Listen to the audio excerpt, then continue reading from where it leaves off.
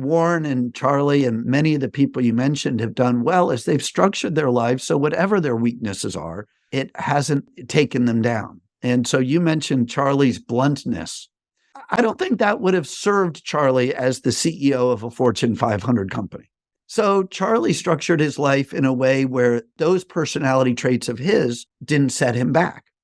Warren is an incredible communicator and exudes this sort of warmth and people can feel, but he has a very hard time making those really hard decisions to fire somebody or to replace them. So he's structured his life to minimize those. A very powerful lesson for people to carry out is not to necessarily obsess on your weaknesses, but to do your best to structure your life so that you can avoid a lot of them.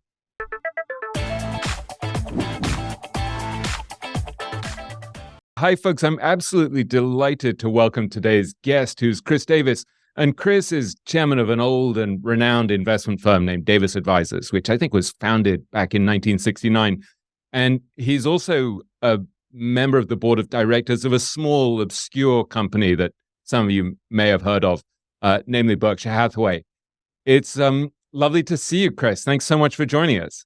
I'm so glad to be here. I've been looking forward to this, which I don't say about a lot of interviews, but I feel like the way you approach life and the universe and everything has made me look forward to this conversation. Thank you so much. And before I forget, since we were talking about it right before we got on, talk to me about this idea of our 30,000 days, because it's such a beautiful idea. And 2 hours from now, I'm likely to have forgotten that we talked about it. So discuss the significance of this before we get started on anything else. Well, I'm going to start. I'm going to go back to my days as an accountant because this is actually when I first sort of started thinking about it. And I'm not much of a birthday celebrator, but one of the things I'm particularly struck by is the ones that are hallmarks tend to be tied to 10, 20, 30, 40, 50, 60, so on.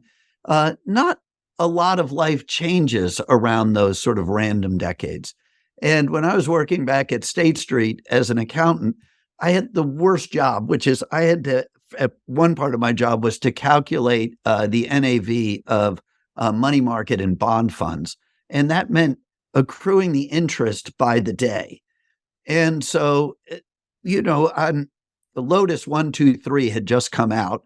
And so I was using that to write a little program to make it easier to calculate bond interest and count all the days and so on.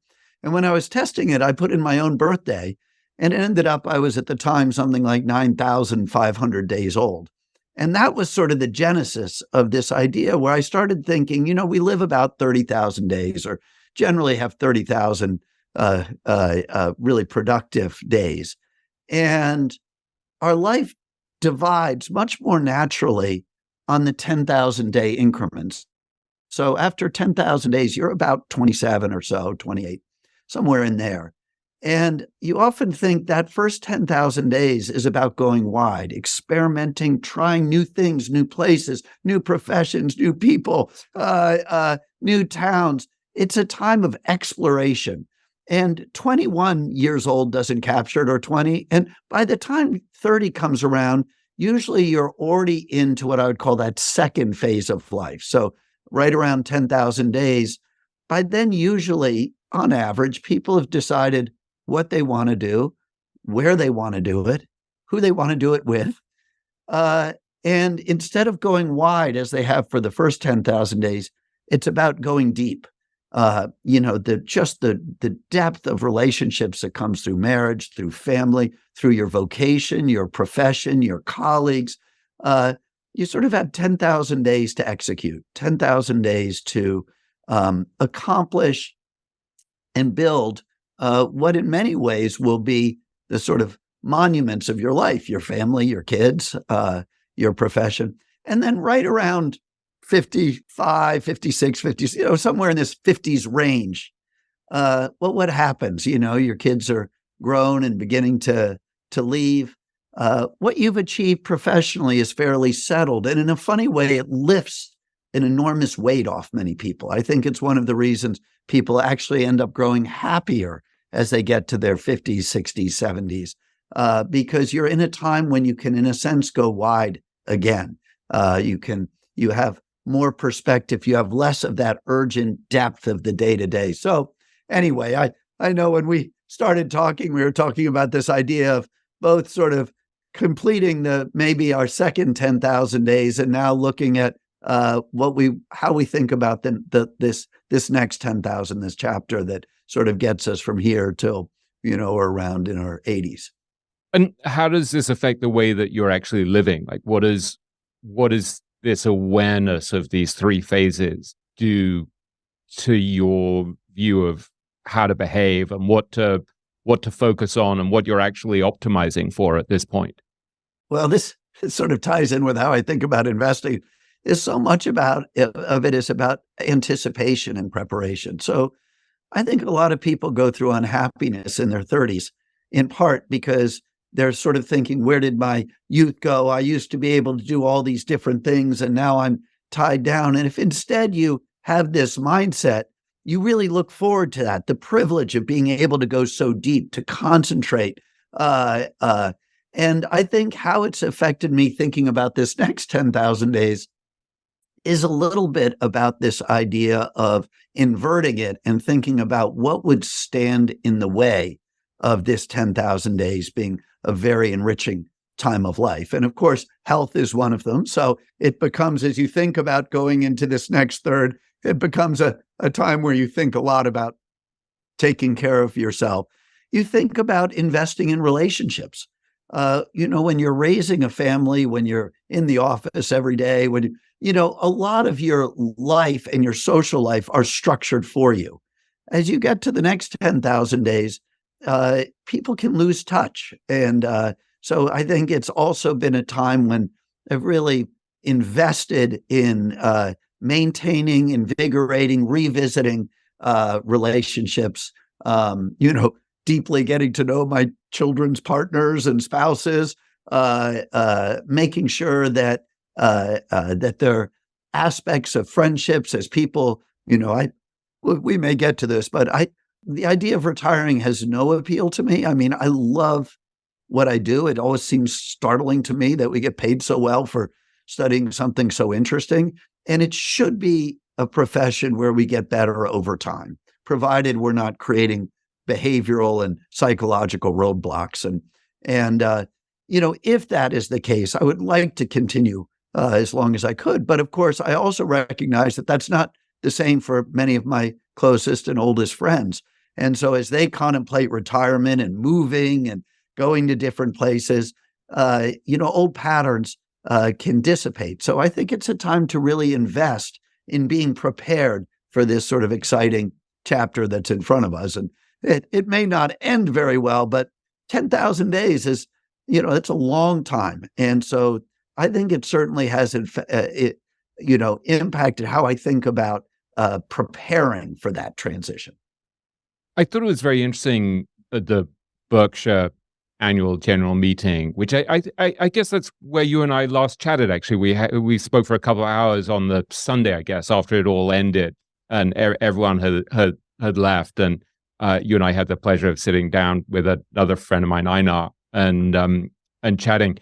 I was very struck at the AGM that Buffett said a couple of times. He talked about the idea of writing your obituary and then trying to figure out how to live up to it. And he said, look, if you want to know how to live your life, write the obituary, then reverse engineer it, go backwards, which is really not dissimilar to what Nick Sleep does with this whole idea of destination analysis, of figuring out a happy ending, and then, well, he didn't use that phrase, and then working backwards, thinking of the I'm input. starting to feel unsafe. So No, sorry about that. Trigger warning here. And then starting to work backwards to figure out what the inputs are to get there. And obviously, you've been close to Charlie Munger and Warren Buffett, and we'll talk about this more. I'm wondering how seeing Warren at 92 and Charlie at 99, seeing how they've lived the sort of the final chapters, the closing chapters in this kind of remarkable way, how that's had an impact on your sense of how you want to live that third stage out of the three, however long it may be. Well, and I could expand that list. I mean, Warren and Charlie are great examples, but I had an incredibly influential grandmother. In fact, her picture is on the wall here, next to me who died at 106, and Wow. I had her in a kayak at 104, and I had her on a motorbike at 100, and she had a PhD in international relations. I mean, she was an incredible intellect and model. What My was her name? grandfather, What Catherine. So that was Catherine Davis. So it was. and what did you learn from her? What did you observe? Well, she was magnificent in every way. But this is going to be a tie-in to Warren, to Charlie, to all of the people that I would put on that list. Is one was this idea of they kept interested. They kept so engaged with life. My mother has a very close friend who we always admired as kids because she was, that powerful, sort of irreverent woman. But one of the things I've watched as she's gotten older is she resents the impact of technology. She doesn't want to learn to use a cell phone. She doesn't want to do email. She doesn't certainly not going to do Instagram or something. And the result is she is increasingly getting cut off. So this idea of keeping interested, how you stay interested in the world around you. I think the second thing is they all kept optimistic. There's a very common sort of old man disease, which is the world is going to hell.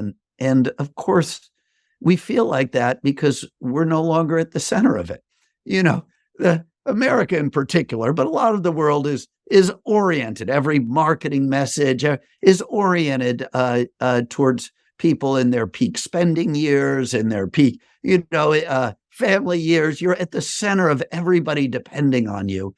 And I think what happens is gradually, of course, the world moves on and you become less relevant. And rather than have your ego absorb that reality, people rail that the world is wrong, that if only people listen to them. So I think you get a pessimism that begins to take over, a rancor. And so I think resisting that is next. So keeping interested, resisting that pessimistic tendency, which is really simply the extrapolation of the approach of your own demise and projecting it onto the world. A related one to keeping interested, and I've seen this so much with Warren, with Charlie, with my grandmother, other people who are octogenarians and whatever the next 2 decades that come after that means, certainly with my father, who's 86 and still skiing, is this: they keep making new friends. They just, it is a very sobering part of life is how dramatically differently people age. I had the enormous misfortune when I was a kid and a teenager of not hitting puberty. In fact, I didn't break 5 feet tall until I was a senior in high school.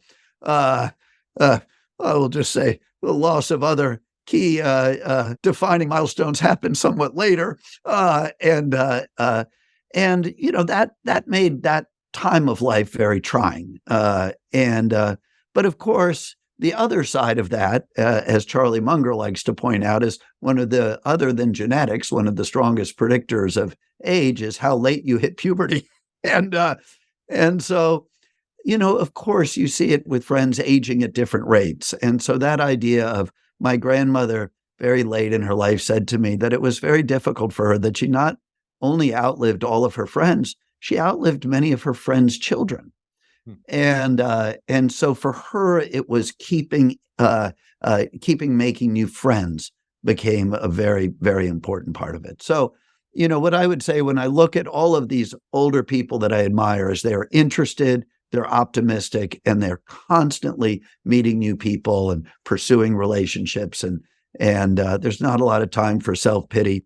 As one friend said, only one organ recital a day. They don't need to spend a lot of time talking about what's failing. So isn't it ultimately that idea of living life backwards from your obituary or from your funeral? It is a very useful way to think. And it is, keeping that perspective in the back of your mind, I think is a very useful exercise. So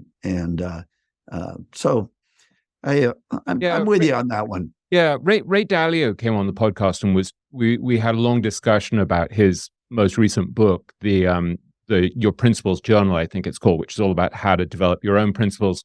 And there's a very bracing section of that and also of our discussion where he talks about just being brutally aware of where you are in that arc, and also being brutally aware of where the people you love are in that arc, whether it's your parents or your kids or whatever. And so you can adapt your behavior accordingly to people depending on what their needs are. And one thing he said to me that had a real impact on me was he said that your job in the later stage really is to prepare the next generation to make sure that they'll be okay without you. Yeah, it's funny you say that. I was out at Fire Island, where we have a shack on stilts in a swamp. Yeah, which right. is I've been there. It is that whole area is not such a shack. well, you didn't see my house. You Yeah. visited friends who have views of an ocean and so on. But I was coming back at night, and it's a place where there are no cars. And so I was riding a bike and had a little flashlight, and I was coming up to the house, and the lights were all on inside, so I could see in the windows. And what I saw was my 3 kids and their significant others, and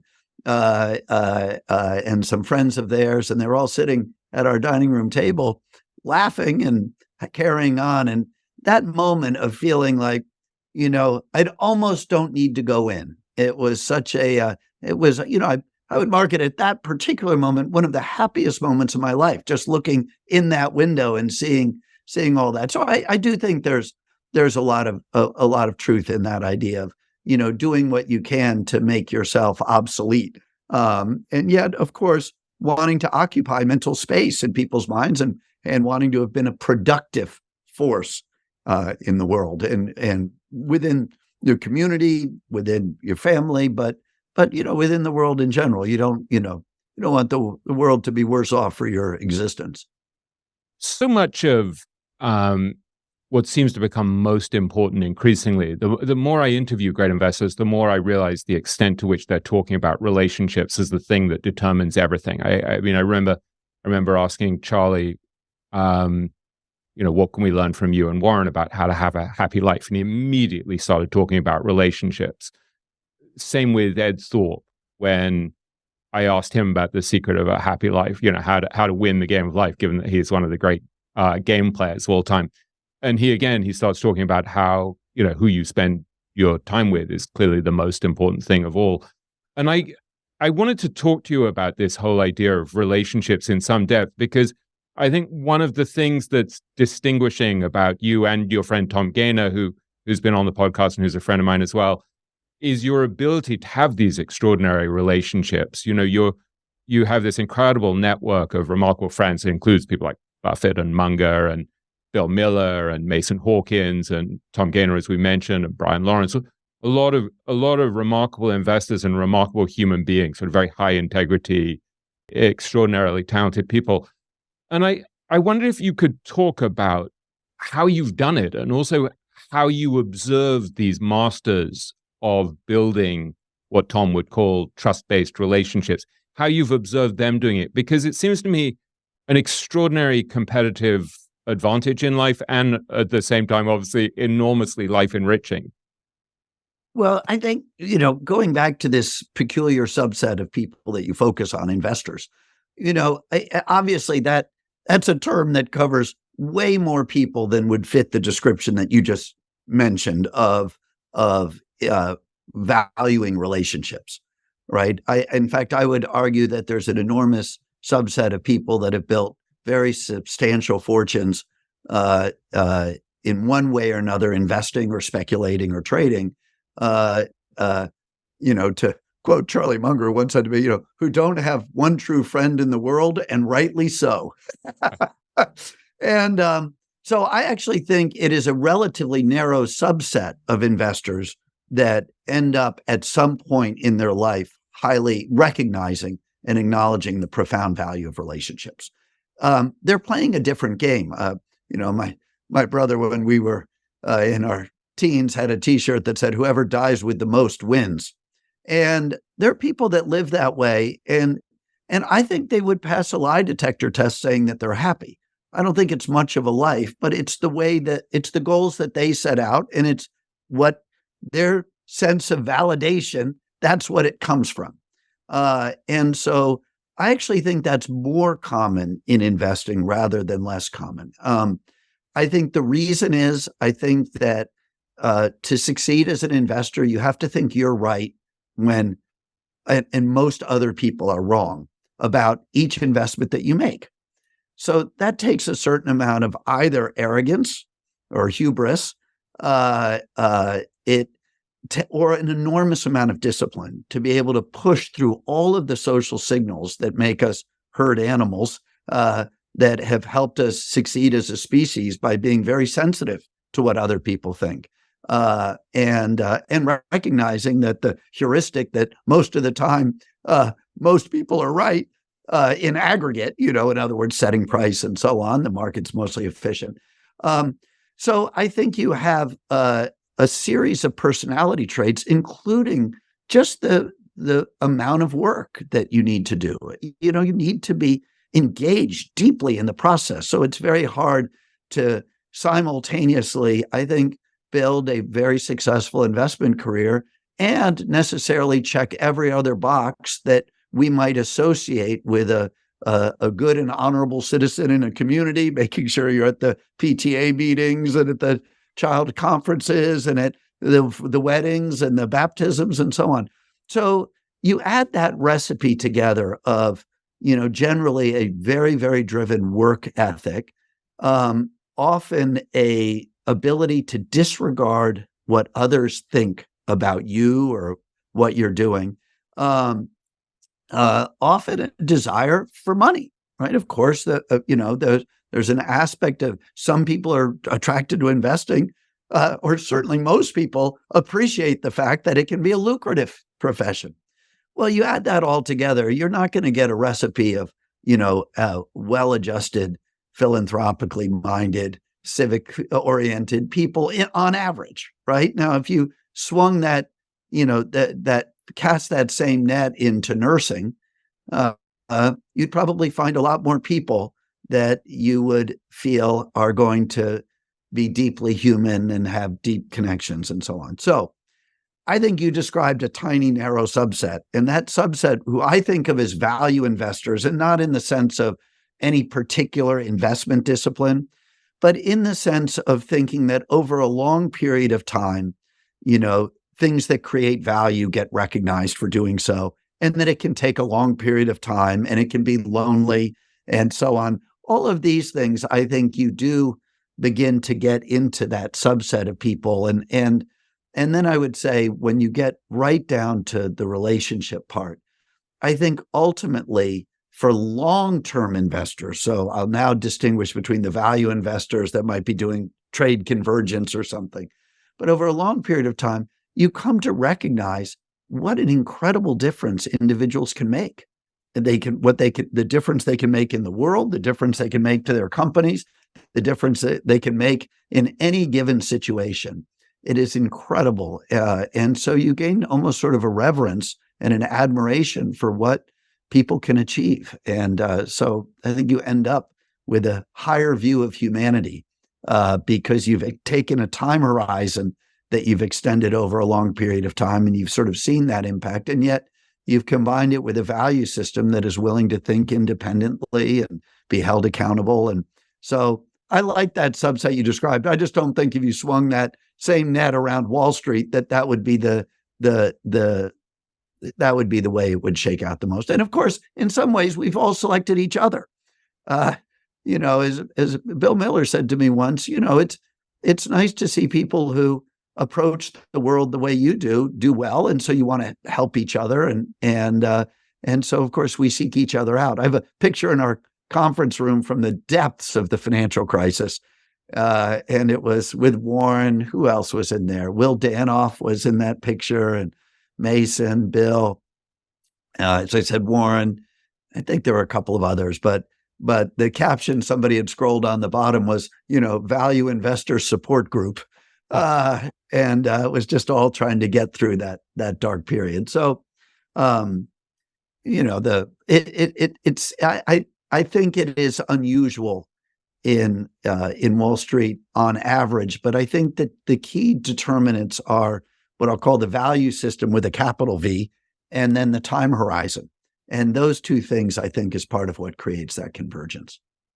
I certainly think there's some kind of competitive advantage here that I was slow to realize, that we're often taught that you have to have sharp elbows to get by in any profession. I think that was the case in journalism, that it's pretty brutal, and also it was a sort of slowly sinking ship, which doesn't bring out the best in people.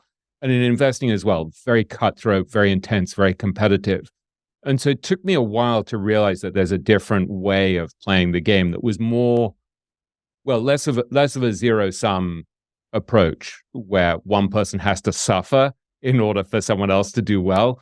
And so I sort of had this sense when I was thinking about people like Charlie, for example, that it was a different way of operating. And so I remember Charlie sort of saying, look, we have this simple system: to have a good partner, be a good partner, or to have a good spouse, deserve one. Or Tom Gaynor saying, you need to extend trust first and then see if people reciprocate it. And so I think there's something going on here that's deeper, that these very wise people have figured out a different operating system.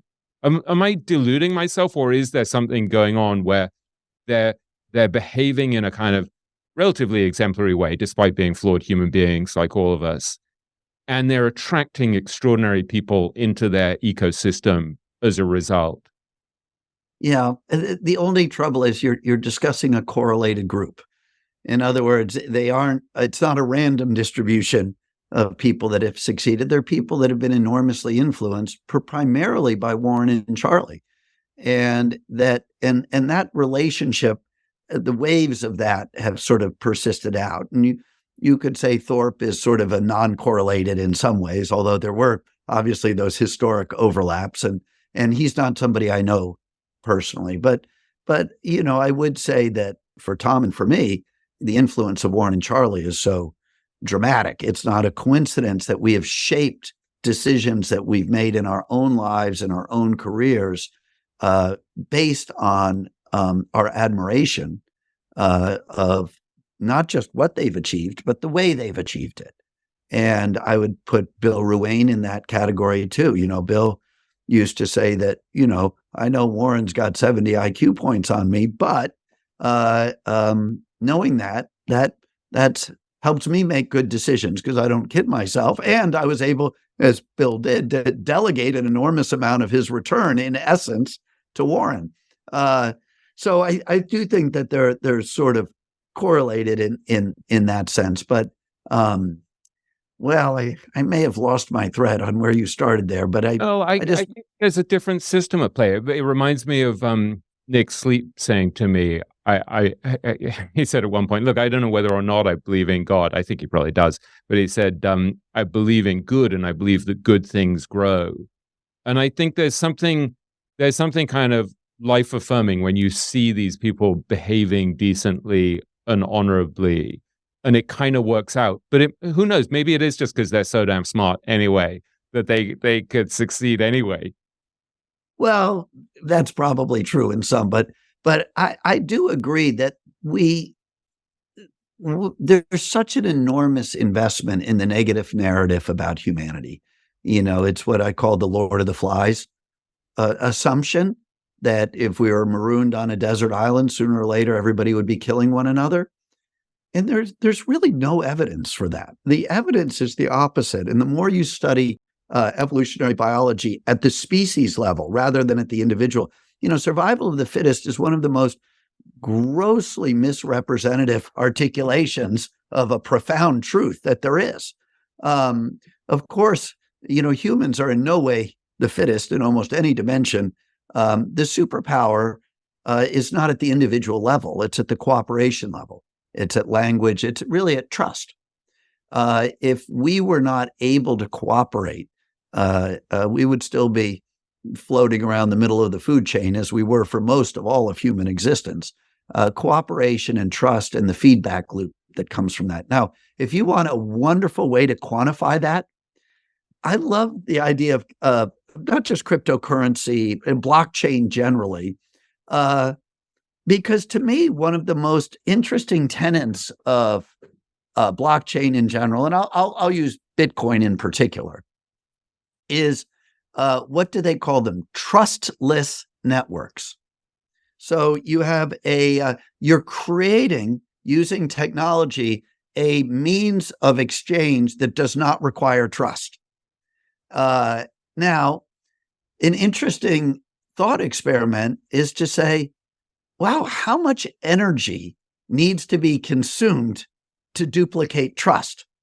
And therefore, sort of conclude, well, that must be, in a sense, the efficiency of trust is requires this much energy as a substitute.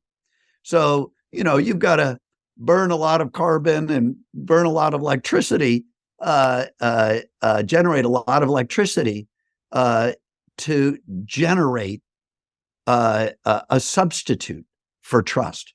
Now, think of the other side. You think about this idea of operating in a web of earned trust, and we talk about it on a moral plane, that this is good, good, the right way to behave, that you have to have some metaphysical belief in the power of good. But you could be entirely mercenary and simply say, trust is an incredible source of efficiency, particularly in business. I would also say in life, and that ironically, Bitcoin is a demonstration of how much energy has to be consumed to replace trust. So, we have traders that have been in the business a long period of time, and they're on the phone, sort of generalize here, but they're putting in trades that may involve, billions of dollars. And there are cases every year where there has been a mistake made somewhere. And I don't mean an investment mistake. I mean somebody, inadvertently, put a zero in the wrong place, or, misspoke or misheard. And it is amazing how much is undone because the person on the other side says, "Oh yeah, we'll figure that out." It's not a survival of the fittest. It's this view that we are in a system where I trust you and you trust me, and so watching the way that operates, and watching it as scale at a company like Berkshire. It's staggering, the efficiency and how much you would need to do. Just think of a due diligence on a transaction. Think of what the investment bankers charge and the consultants just to do due diligence on a transaction. You could view that as, like with the crypto, that is what people are paying because they don't have trust. So they pay all that, and then do they get a better outcome? I don't think so. I mean, I think Berkshire is an example that all of the foregone due diligence trips and investment banking and auditors and so on would not have produced an outcome that would have raised returns or avoided fraud. In a way, trust ended up to be a superpower on it. So I think it's the right way to live.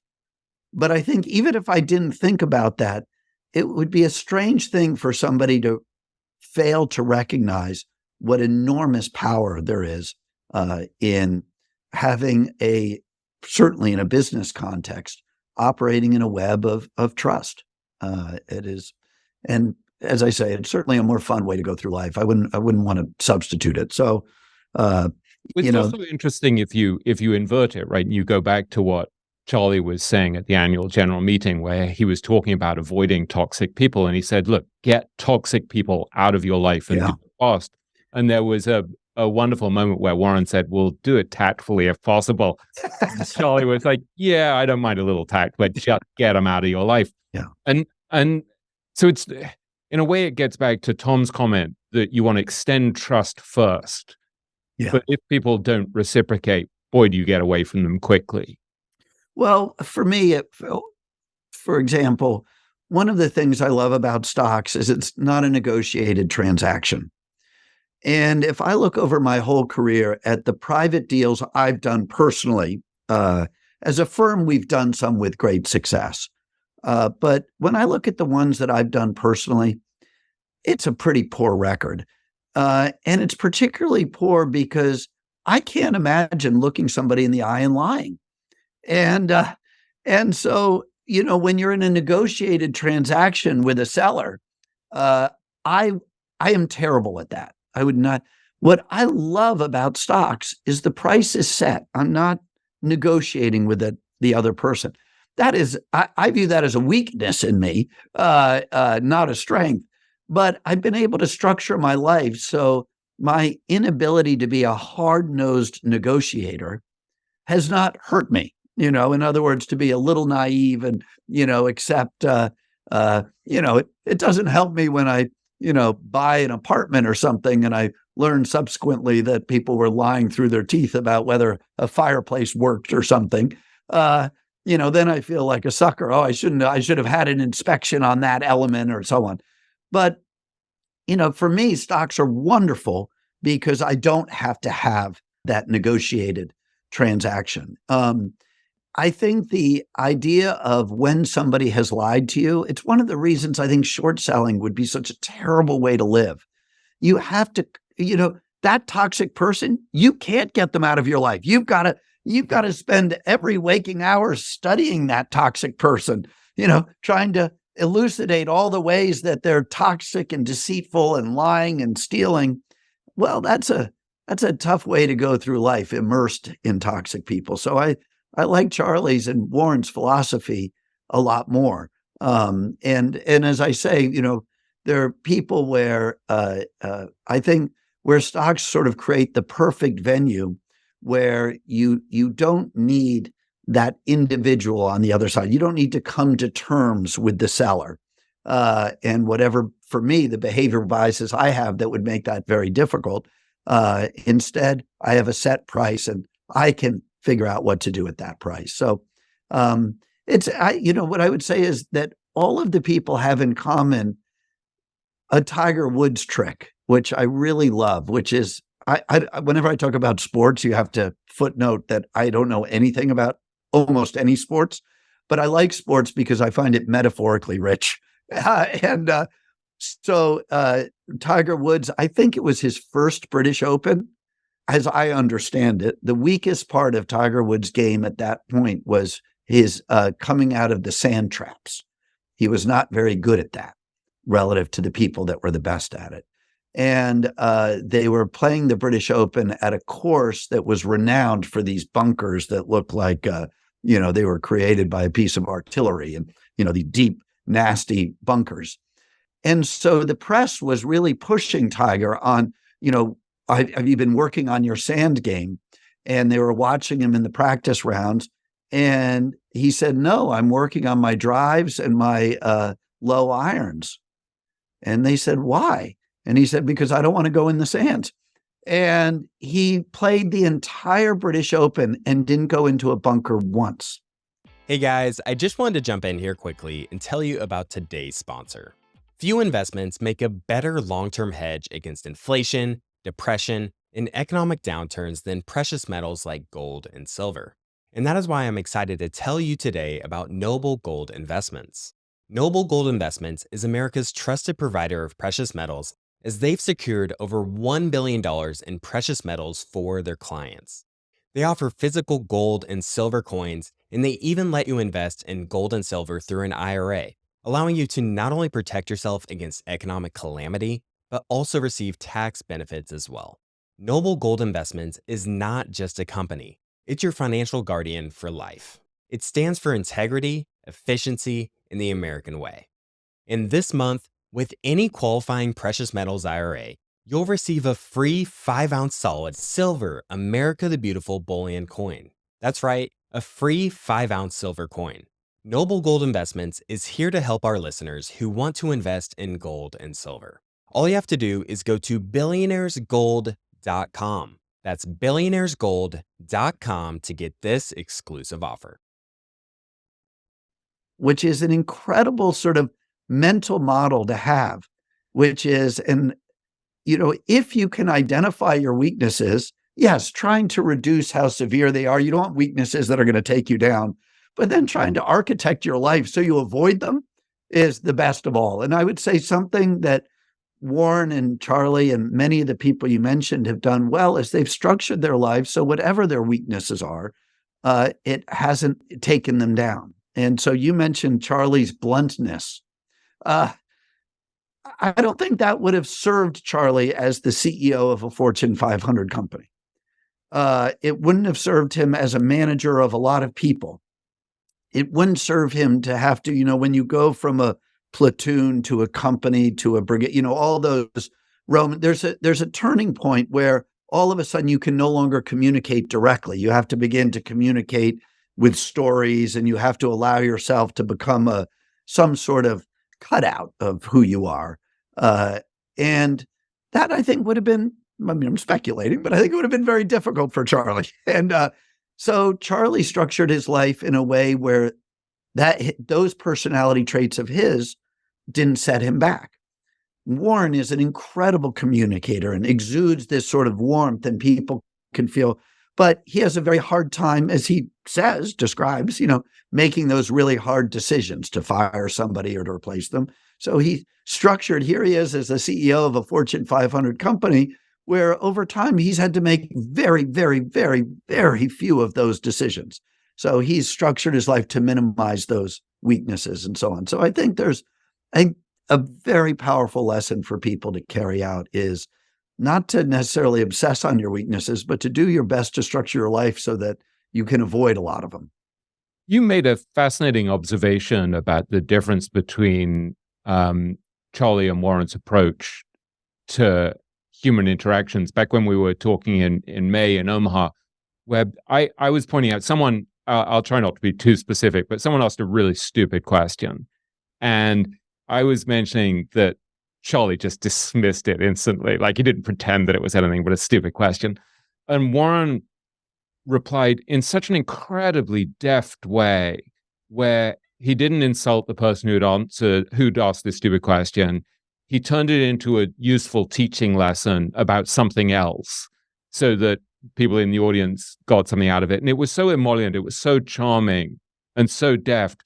And I mentioned this to you, like his brilliant diplomacy, and you were saying the funny thing is, actually, in some ways, Charlie is the soft-hearted guy, even though it doesn't seem it.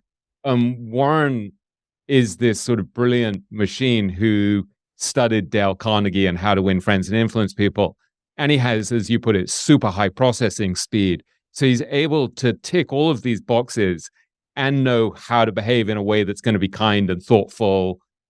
And I just thought it was such a fascinating observation. Can you talk a little bit more about that? I don't know if I'm doing justice to your observation.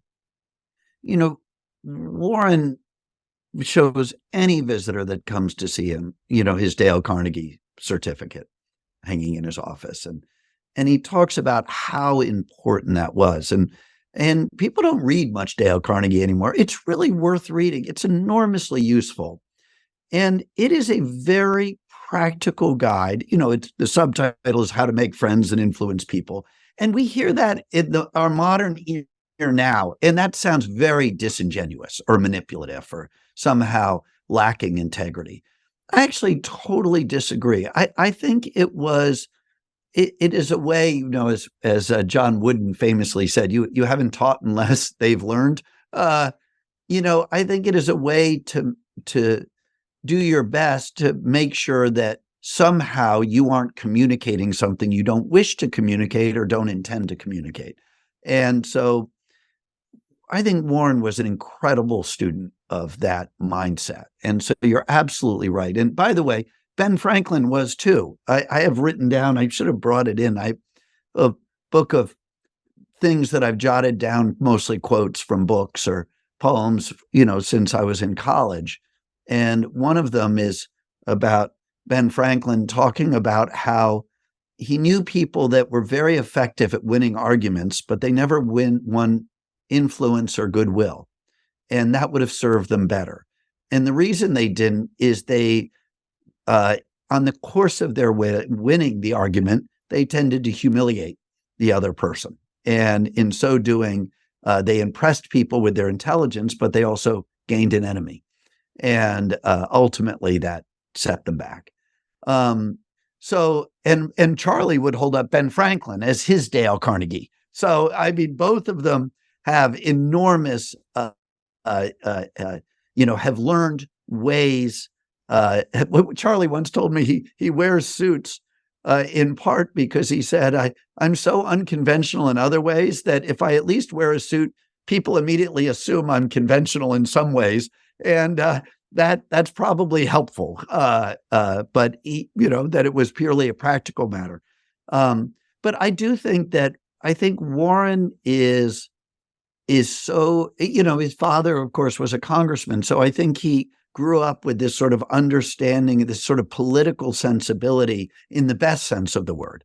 In other words, how to create goodwill, how to have people rooting for your success. Imagine the record that he's achieved with almost no enemies. Can you name another fortune that was built where there wasn't a significant consensus or a significant view in the world that somehow that person gets vilified? I mean, I think about watching the changing narratives around Jeff Bezos or Bill Gates or Sam Walton and Walmart. And, there are very few you can point to, certainly John D. Rockefeller and Carnegie and all of them, but there tends to be Howard Schultz.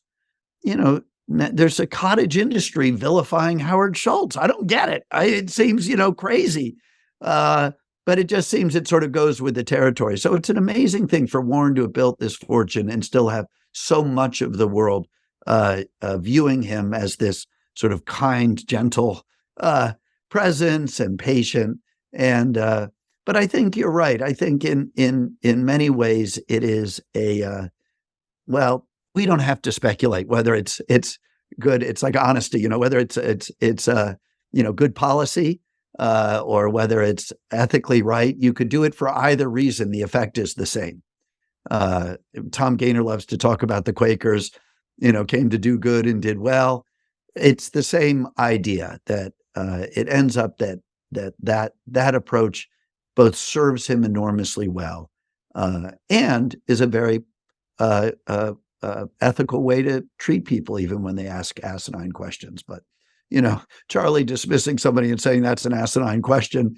Yeah, Warren, as you say, he invests dignity into the question, even if it wasn't there or if it wasn't intended by the asker. Yeah, I would definitely reiterate that people should go back and read that book, How to Win Friends and Influence People. Because of the title, it sounds very cynical, but I started rereading it again last year because I was talking to my daughter about it. And I love I was that. like, yeah, I was saying to her, look, there are really important skills here. And I was struck when I reread it, not only by how skillfully written it is, but how actually I think unconsciously it's influenced an entire generation of our most successful writers.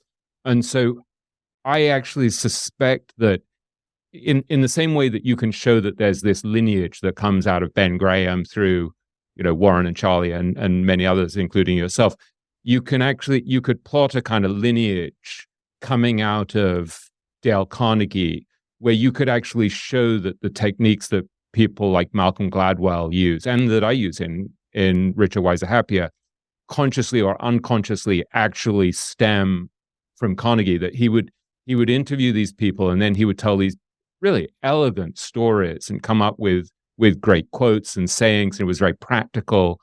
I don't know. I suspect if you looked at all these guys like Daniel Pink now or David Epstein, all these really good nonfiction writers, you'd find that a hell of a lot of us actually consciously or unconsciously owe this huge debt to Dale Carnegie. I think you're right. And I think that the cynicism about it is really something that's very deeply troubling. And the reason is it sort of gets at this idea of the mutability of human nature, right? If right now there's this sort of obsession with, identity, who are you? How malleable is it? How fixed is it? And so on. And that manifests in all different ways. But, almost 3,000 years ago, Aristotle said virtue is a habit. It is what we do. So there was implicit in that this idea that you could become virtuous. You could make yourself more virtuous. There is something in the zeitgeist at the moment that really views that cynically, as if somehow it's inauthentic, that who you are is you're screwed. Like whoever you are, that's it. And I think that there was part of the 1950s America, it's a period, the post-war US is a time in history that I admire so profoundly. You think of the Marshall Plan, you think about rebuilding Japan, rebuilding Germany, creating almost 100 years of peace. And not just peace, enormous goodwill, right? These are our strongest allies. That mindset, which of course came with this sort of optimism that in this sort of we can do attitude. But I think that went to the individual, this idea that I will, and by the way, it didn't just start then. It was a real characteristic of the late 19th century and the emerging middle class and the creation of chautauquas and this idea that as we achieve means, we should work on self-improvement. And this idea of self-improvement, it's a very American mindset. There was a wonderful scene in Chariots of Fire. I don't know if any people even remember that movie now. Yeah. But with the old English school masters sort of chastising young Abrams, the runner, because they viewed his training methods as a bit commercial, a little bit not quite in the spirit of things. Remember, the man that they fancied would, practice hurdling by putting glasses of champagne on each hurdle. And here was Abrams, employing scientific methods and a professional coach. And so they were sort of chastising him. And he said, you relish my achievements, but you would have me achieve with the effortlessness of God's. And that was very much the British mindset. I lived in the UK for 5 years. I love the UK.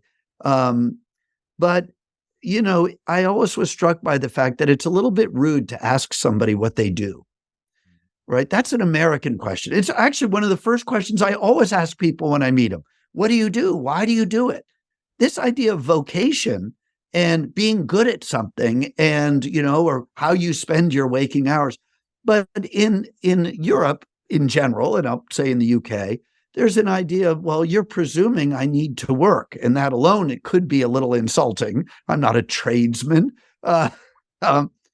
So anyway, that's a little bit of a political tangent. But what I would say is this idea of self-improvement as something that you get started on, just the way a value investor, where Warren used to say you start at the A's in the stock index.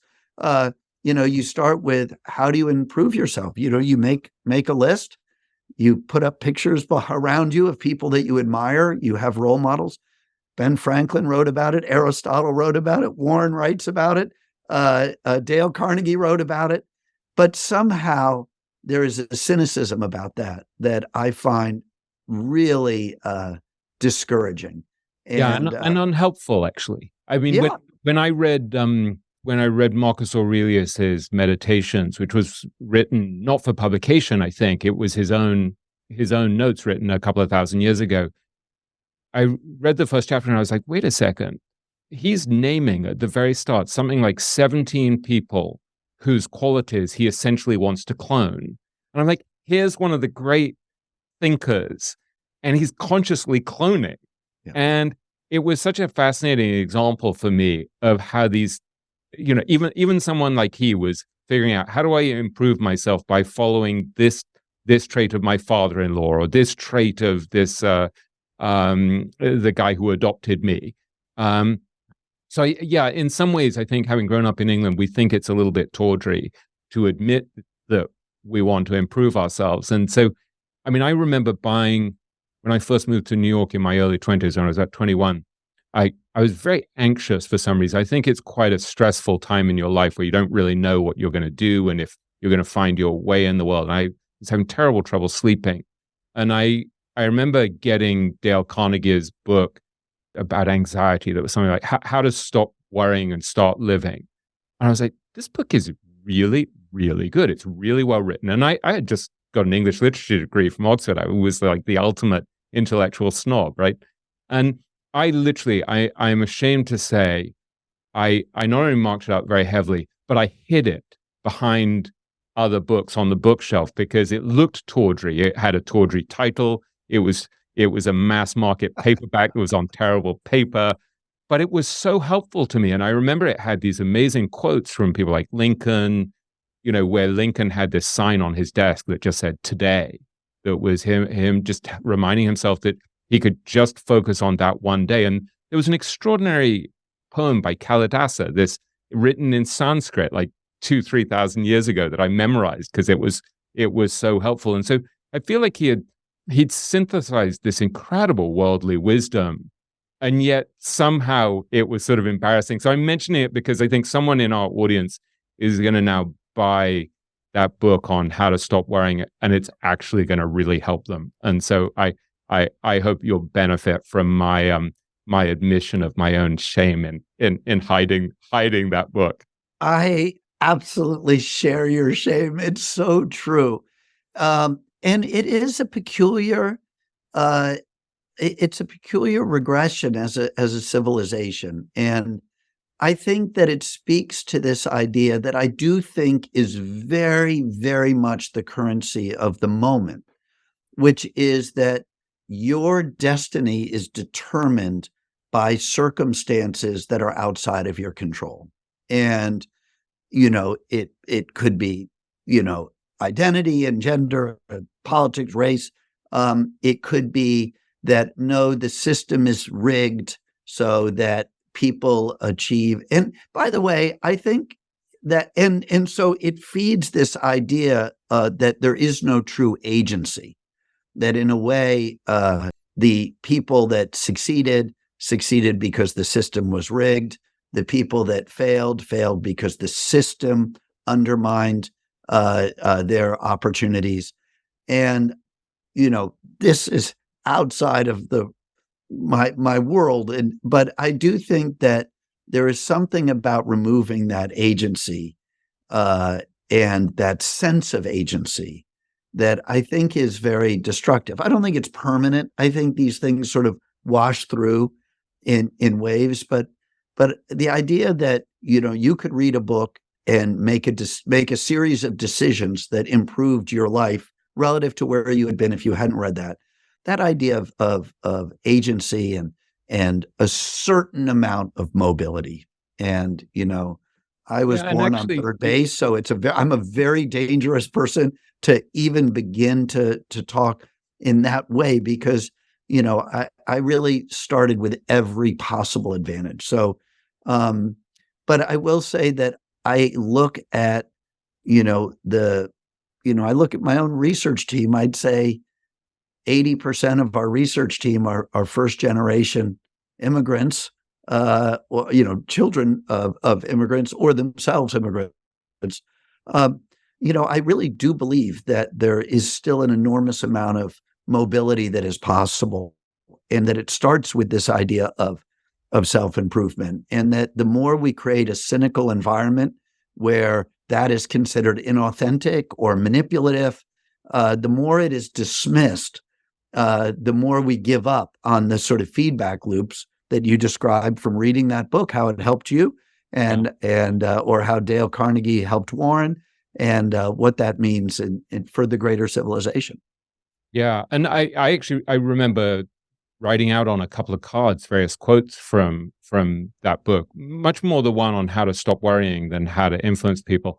And there was one from Thoreau, if I remember. I mean, it's 35 years since I did this, but there's one from Thoreau where I think he talked about exactly that, where he said something along the lines of, I know no more encouraging fact than our ability to transform ourselves through an act of conscious endeavor. I'm slightly misquoting it, but that was incredibly heartening for me. And when I look back, I had this fear that there were certain things that were just kind of like your set points where, maybe you had a slightly melancholy nature, or maybe you were just always going to be anxious. And one of the most encouraging things I've found now at 55, looking back, is how not completely, but very significantly, I've actually managed to change my wiring. And that's an incredible gift. And just to know there's a great sage, Ravashak, who said that it's a spiritual law that there's no negative characteristic that you have that can't be changed. And when you see something like that, you're like, wait, so there are these sort of forms of negativity that you have, or these bad characteristics. So you're like, no, actually, you can change that too. I find that incredibly heartening. Of course it is. And you would almost say that even if it wasn't true, it would be good for people to believe it. But it is true. And it's not surprising in that, one of my, when I was in seminary, there was a bishop that I loved who was the Bishop of Newark, New Jersey. And his name was Jack Spong. And he was an incredible character and very controversial. But he was a great teacher and mentor to me in many ways, and ways way more than he would even have realized. But he once asked me, what is the opposite of faith? And I said, doubt. And he said, oh, no. He said, faith requires doubt. You can't have faith without doubt. The opposite of faith is certainty. If you have certainty, you don't need faith. He said it's very much like courage. Courage is not the absence of fear. It's the very real presence of fear, and then being able to master that fear. But the fear is part of what it is to be courageous. Doubt is part of what it is to be faithful. And this idea and the sort of pathologizing of behavior as something that is immutably thrust on you as a condition, literally as a condition. I tease my children often when they say things like, well, I have anxiety about such and such. I always say, how about if you say, I'm nervous about that? Just the change in the language. If you say, or if you say, I'm really worried about this, what if you try saying, I'm excited about this? Because both can be true. And excitement and nervousness and worry, you imagine, I'm sure, if you've ever have to give a speech, that nervousness can be part of what it is. It can all be, but once it becomes a condition, then it becomes sort of immutable, or it needs to be treated. But the treatment comes from outside, the condition comes from outside, and there we surrender agency. And I just, I'm so lucky, not just from where I started in life, but I'm lucky to have a profession where I'm constantly studying excellence. And I'm studying a group of people. Now, you could say some of them were born to it. They, inherited a business or something. But most of them did not come from a circumstance where you would say their achievement was obvious. And it's funny, we look at athletes with deep admiration because nobody thinks, I'm going to segue a little bit to inequality in a strange way. But, nobody looks at the NBA and thinks it's a problem that LeBron is paid a greater multiple of the lowest paid player in the NBA than would have been the case 20 years ago. In other words, inequality in the NBA has gotten much, much greater. But we don't think it's a problem. And we don't think it's a problem for two reasons. And reason one is that the poorest player in the NBA, the lowest compensated player, is still well compensated. So there's a sense that you don't have poverty in the face of this immense wealth. You don't have players that are afraid that if I get injured, I'm going to be kicked out of my house and I'm going to lose my coverage. And, there's a sense that even the lowest paid player in the NBA is treated well. And then second, there's a view that LeBron James has a demonstrable talent that is unarguable. It's measured in the statistics, and therefore it was fairly achieved, right? So nobody is saying that it's unfair. I would argue that Jeff Bezos is LeBron James of capitalism. He achieved what he did through immense talent, incredible commitment. And you could say, well, he went to Princeton, and you could say, well, LeBron was born, I don't know how tall he is, very tall, significantly more athletically inclined than I am. He had enormous advantages, physical advantages relative to me. And then he had enormous character advantages.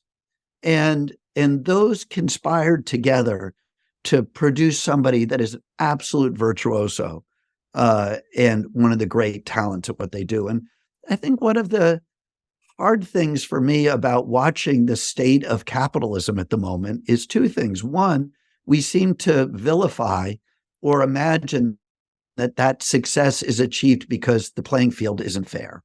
And I don't think that's the case. It is a vicious competitive playing field, the world of capitalism.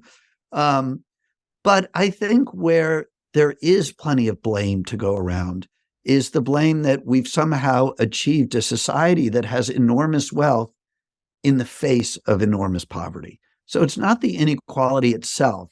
It's that there are people living in fear and people living in poverty in the face of that wealth. And so that would be the area that I would wish for capitalism to do a little better job taking care of, because I think that if we only focus on inequality rather than focus on poverty, which is the real issue, because as I said, there's lots of inequality in the NBA. It's not a problem. Poverty is the problem. And that by focusing on inequality, we end up vilifying the talent. And, I stand in awe of what the CEOs of so many companies have achieved, not just the founders, but even the leaders. I was speaking today with the leader of Coca-Cola, James Quincy. I mean, he is an incredible leader with incredible commitment, great values. And to say that, oh, well, the playing field was tilted for somebody like that to rise. Anyway, that's a little bit of a wild divergence. But I think this, going all the way back to Dale Carnegie, this sort of undermining of the degree to which, the combination of luck with enormous talent, with incredible hard work, with incredible ability can manifest in our system. I wish we could celebrate them the way we celebrate our athletes. They deserve it. And you could argue that what the athletes do for the creating sort of the goodwill and the diversion and the entertainment and the admiration, you could argue that there are people that have succeeded in business in a way that has done so much good for our country and for the world. And I would wish that this tendency towards vilification would end, because it takes away those people as potential role models, which they should be.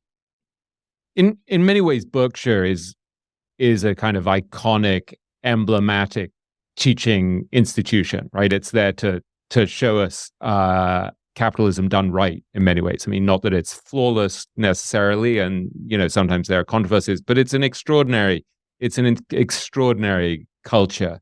And you're in this unique position of having been named by Warren as a director of Berkshire back in, I think, 2021. And just to give our listeners some context, the other directors are Warren himself and Charlie and Greg Abel, the likely successor to Warren, Ajit Jain, who runs the insurance operations, Buffett's son and daughter, Howard and Susan, Ron Olson, I think, who co-founded Charlie's old law firm, Ken Chenault, who was CEO of American Express. So in some ways, it's kind of the ultimate club, and it's given you this insider's view of capitalism done well and what makes Warren and Charlie extraordinary, what makes the culture extraordinary.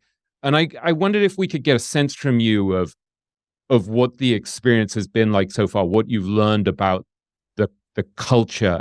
And one thing I would mention, I remember talking to our mutual friend, Brian Lawrence, about this, and he was pointing out that there are some really great money managers who would never dream of going on the board of Berkshire because the requirements are really difficult, like whether formally or informally. I think one of them is that you have to own a significant amount of the stock. And I was looking at the ownership statements, and I think you own something like $20 million worth of the stock personally, and you don't get any stock options.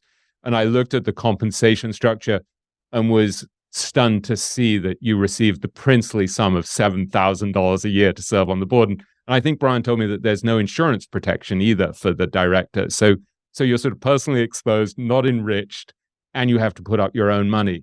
So can you talk about that unique culture and what you've seen about it, and why you would even want to do it, and what you've learned from it? And apologies for that long-winded question. Oh, no, it's a great question. Also, for some reason, 7,000 sounds high. I think it's $700 a meeting, but I could be wrong on that. You're the highest paid, I think. I think most people get 3,000, and unless I misread it, which is possible. I think you can have to review that. I have to figure out that. But yeah, I believe Berkshire is incredibly important as an exemplar, but as a icon of how capitalism should work, right? In other words, a company that hasn't taken shortcuts, that in almost every dimension tries, in every industry, in every subsidiary, has this goal of, as Charlie would say, getting what you deserve, trying to earn success. No shortcuts. They want to have the reputation with the regulators, with customers, for fair dealing. And, you mentioned Tom Gaynor. Of course, Markel aspires and has delivered in the same way. And by the way, there are other companies that do, but Berkshire is absolutely, in a sense, the LeBron James of that, right? There is the sheer scale of the success, the time horizon over which it's been done, in every manner. And so I think Berkshire, for the good of the entire system, Berkshire is worth cherishing and protecting. It is this virtually sort of unsullied example.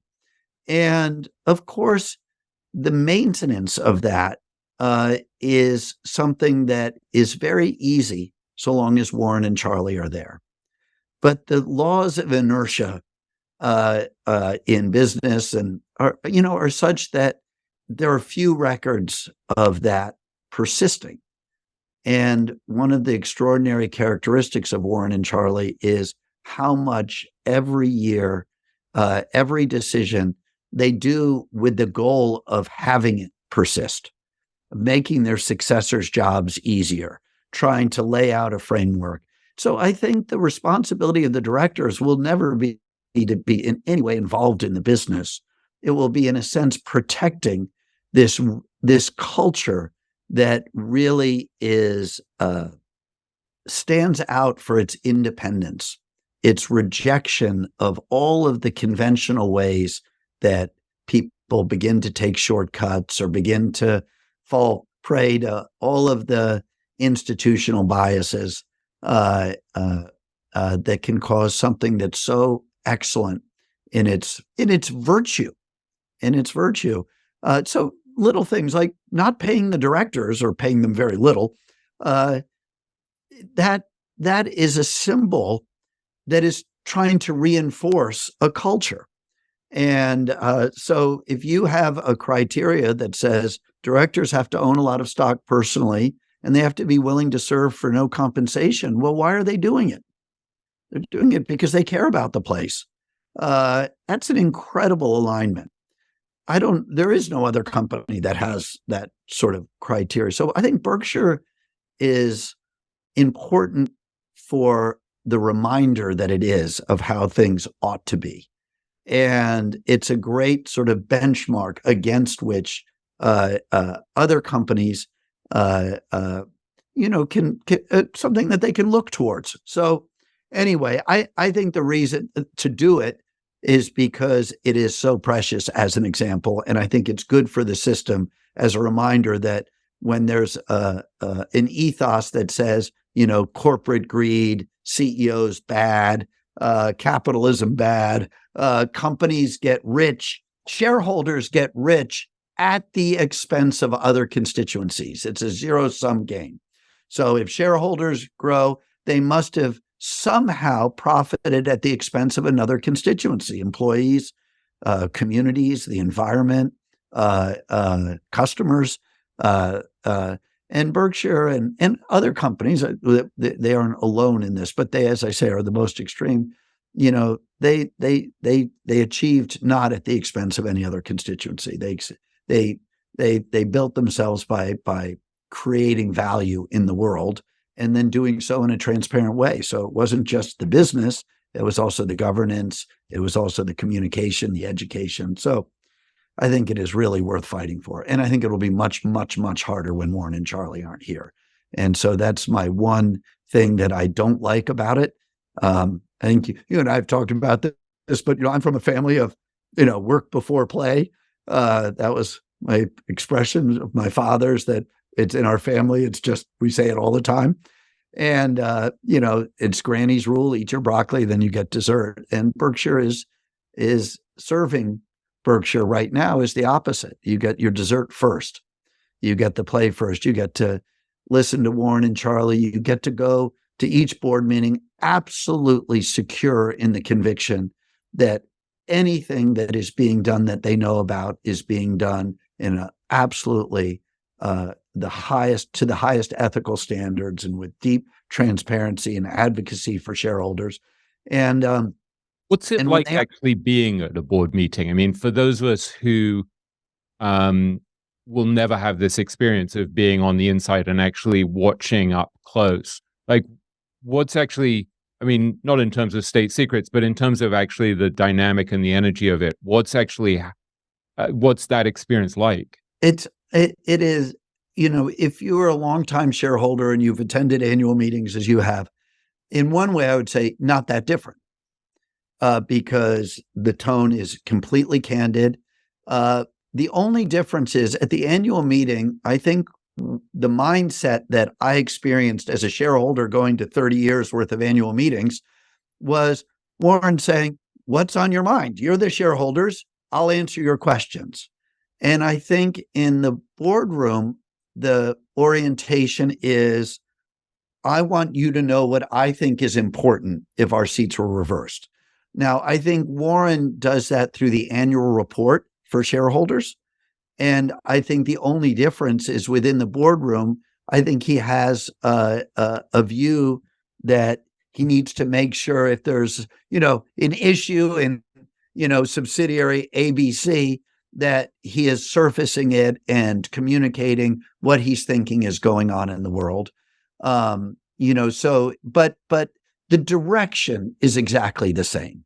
I would say the depth and the fact that, to me, the great gift is twofold. One, Warren tells you what he is focused on, and he thinks in this moment, at this meeting, these are the issues that he thinks are very important for Berkshire. He obviously takes questions as long as anybody has them. But I think the second thing that I would say is different, not different, but was an incredible, surprise is too strong a word, but you would know from the outside that there is no CEO in America that thinks about risk in a more profoundly broad way than Warren and Charlie. I mean, Warren thinks about, the capital market shutting down. He thinks about nuclear weapons and bioterrorism. And in annual meetings, there are glimpses of that. I think the one thing I would say I've seen sitting there listening is how profoundly he structures and wants the enterprise structured to make sure it's resilient to in scenarios that are so far outside of the thinking of a normal CEO or a normal investor. He is really building something that he wants to last through almost any conceivable scenario. And it is an incredible privilege to just see that mind at work in that way. So everything is directionally laid out, just sitting reading the annual report and sitting in a shareholders meeting. Everything is the same. It's just more of it. And as I say, the risk part in particular is something that I've been incredibly struck by, that sense of profound stewardship for this enterprise. It was very striking in the annual meeting. I always take a lot of notes in my phone. I'm sort of sitting there madly taking notes. And one of the things I wrote down was when he said, "We'll never make a decision that kills us." And he said, we keep ourselves in better shape than anybody else. So I think that sense of the obsession with resilience is hugely valuable for all of us. I mean, we can't clone his brilliance, but that focus on resilience, on surviving anything, seems to me hugely important for any regular investor. And then the other thing that came across massively for me when he was talking about the culture of the company at the AGM, he said, "We feel no pressure from Wall Street. We don't do investor calls. We're working for the people in this room, not people who care about quarterly estimates." And then he was talking about how if the company does good for America, I don't see any reason why it can't survive and do fine. And there was a moment, I think, where he said, "We will look at our shareholders as partners, not seeking an edge on them." And Charlie said something along the lines of, he started treating everyone else the way he treated his relatives. Yeah. And that to me was such a profound idea, just that culture of not wanting to get an edge over your shareholders. Can you talk about that? Because that seems to me to be the absolute essence of the thing, like running it with not even trying to optimize, because you know that a lot of your shareholders have so much of their net worth in the stock, for example. Well, I think you're absolutely right that they run it assuming that Berkshire is the only asset of the shareholders, because in many ways it really was. And so that partnership ethos of the family and the doctors and the people that had faith. Obviously a significant amount of the stock is owned by indexes now, when it was added to the S&P 500 and so on. I think there have been times when Warren and Charlie have said we would not buy the stock at these levels. And by the way, you could argue in hindsight, they were wrong. You should always have bought the stock. And there are times when they say, we are buying stock at this level. So I think that they want shareholders to have the information to make their own decisions.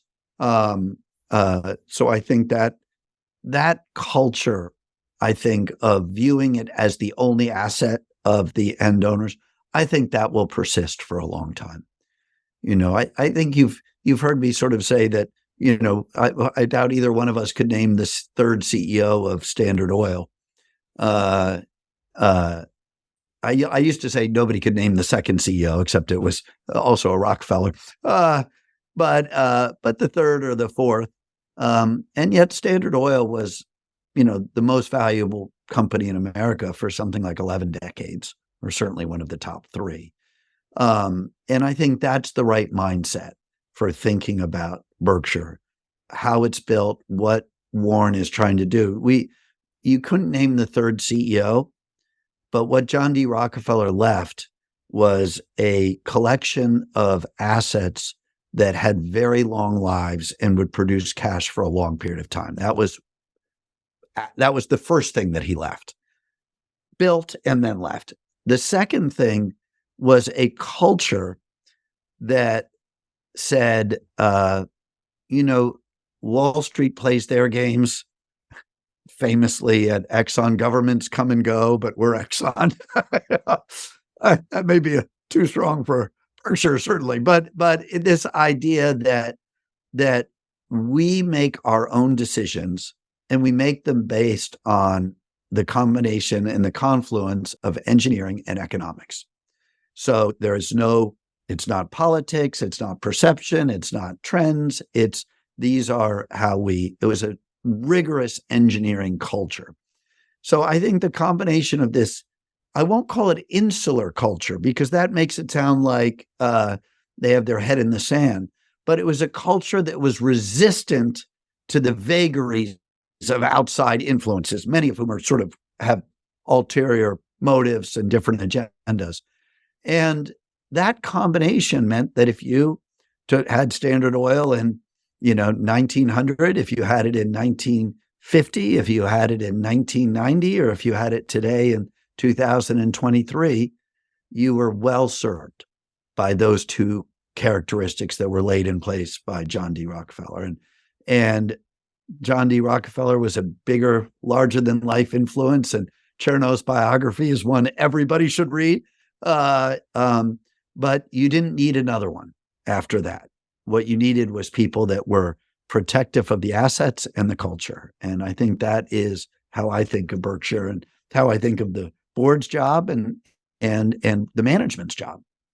One thing that's very distinctive, obviously, about the culture of Berkshire that I guess comes a lot from Charlie is this habit of rubbing their nose in their mistakes, of admitting when they've gone wrong, where they've gone wrong. And the first time I met you, I think, was when I interviewed you for Richer, Wiser, Happier for the book in your office at the Rockefeller Center back in, I think, 2017.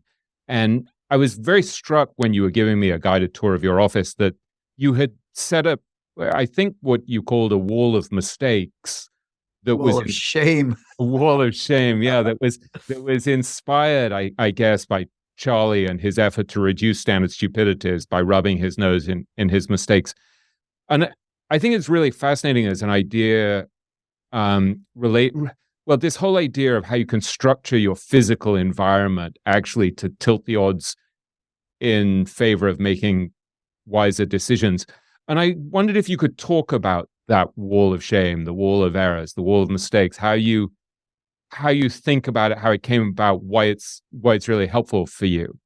Well, it goes so much back to what we were talking about immutability and this relationship between how we can improve ourselves. And as you said, you changed your wiring. And of course, our wiring is got this plastic nature and is capable of it is not at the extremes. I mean, right. We all know, I mean, what clinical depression is something very, very serious. But this idea of, the connection of our physical environment, our physical bodies to our mental state, of course, those things are related. C.S. Lewis wrote an interesting essay I read a long time ago about praying. And he said, people have this view, I can pray anytime. I don't need to be on my knees. And he made a very strong case that you should be on your knees because the connection between our brains and our bodies is strong enough that position, which is, of course, a position of incredible submissiveness, affects our wiring. In a much more modern interpretation, there was in the early days of the idea of internet video, it was streaming. There was, at that time, laptops wasn't really the thing. It was just desktops. And this skeptic said to me, well, nobody's ever going to watch a movie on their computer screen because when you're on your computer, you're leaning forward 3 degrees. And when you're watching a movie, you're leaning backwards 3 degrees. And you're different people when you're leaning forward, when you're leaning back. You have different expectations. Your sensory apparatus is working differently. Well, of course, that's true, right? Now, he was wrong because it ends up you can put your laptop in bed and lean back and, all sorts of things. But so I do think, Charlie very early told me to put pictures in my office of people that I wouldn't want to disappoint so that if I was on the cusp of making a decision that was in that gray zone, I might look around and I might feel a little less comfortable making it. I don't think he expected that I would have a bronze bust of him in my office, which I in fact do. But I had my grandfather, I had Warren, Charlie. I had people that I admired and I wouldn't want to disappoint. And then Charlie said to me, when you create directors, you run a mutual fund. The relationship between you and your end investors is very tenuous. It's not like Berkshire, where Warren sat at a table and knew his original investors. We work with financial advisors and he said, so have a board of directors that you're proud and you're proud of them and you don't want to disappoint them. And you certainly don't want to mislead them because they're the face of your shareholders. And that's how we ended up with people like Tom Gaynor and serving in that capacity. Who do you want to report to? But you're absolutely right. The symbolism, when we visit companies, we're always looking for symbols. Is there an executive cafeteria, or do the executives eat?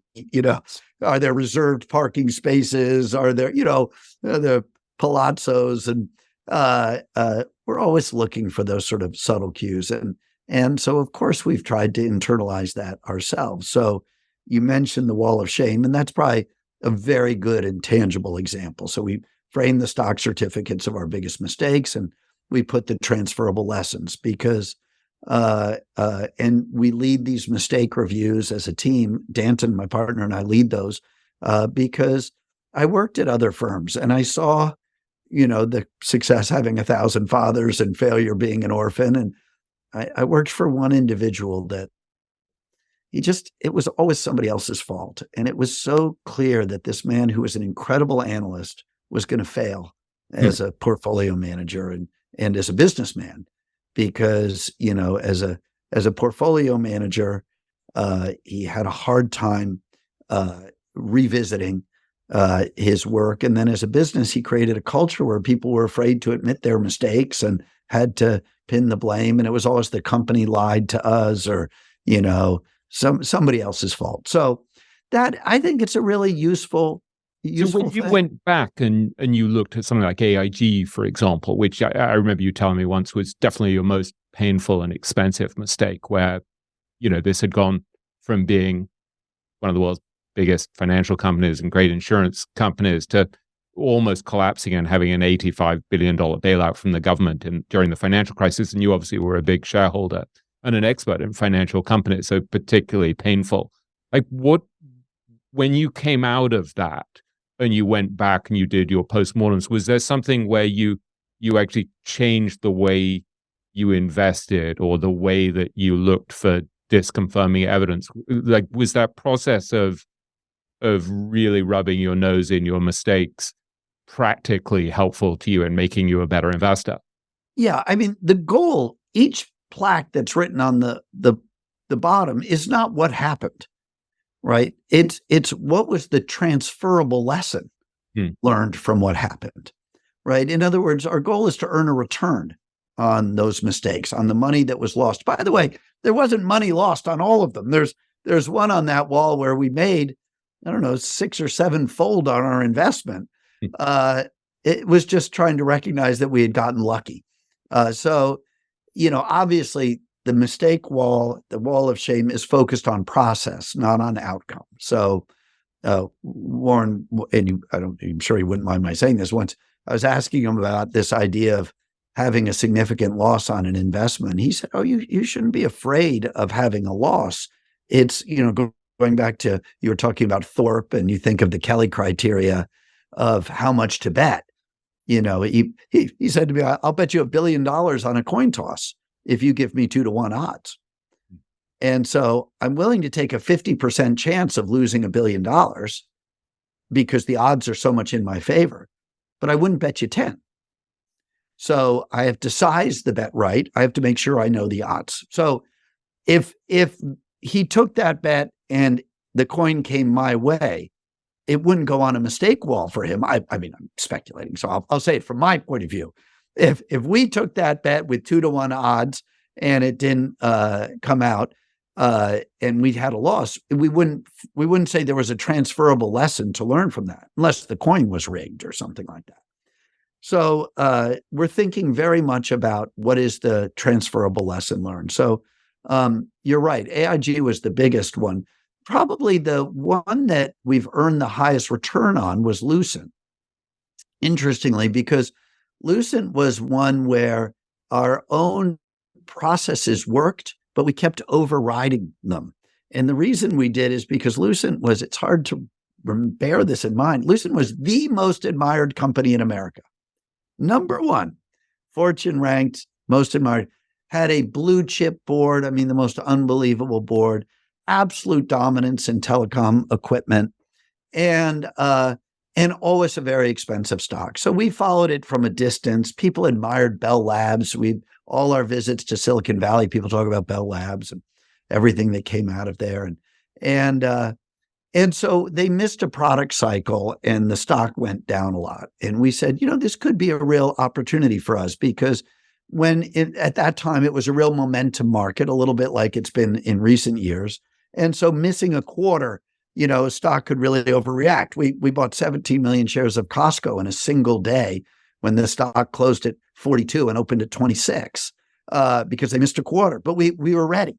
So that was sort of in our mind. And we thought, hey, here's our chance. Let's really look. And there was this anomaly that was so strange in Lucent's cash flow statement is they were reporting a lot of income. But if you looked at cash from operations, it was negative. And now when you think of a manufacturing company, so the first line on the cash flow statement is net income. Then you have a big add back for depreciation. And they're a manufacturing company, so that's a big add back. To go from net income plus depreciation being a huge number to a number less than zero for cash from operations is very, very strange.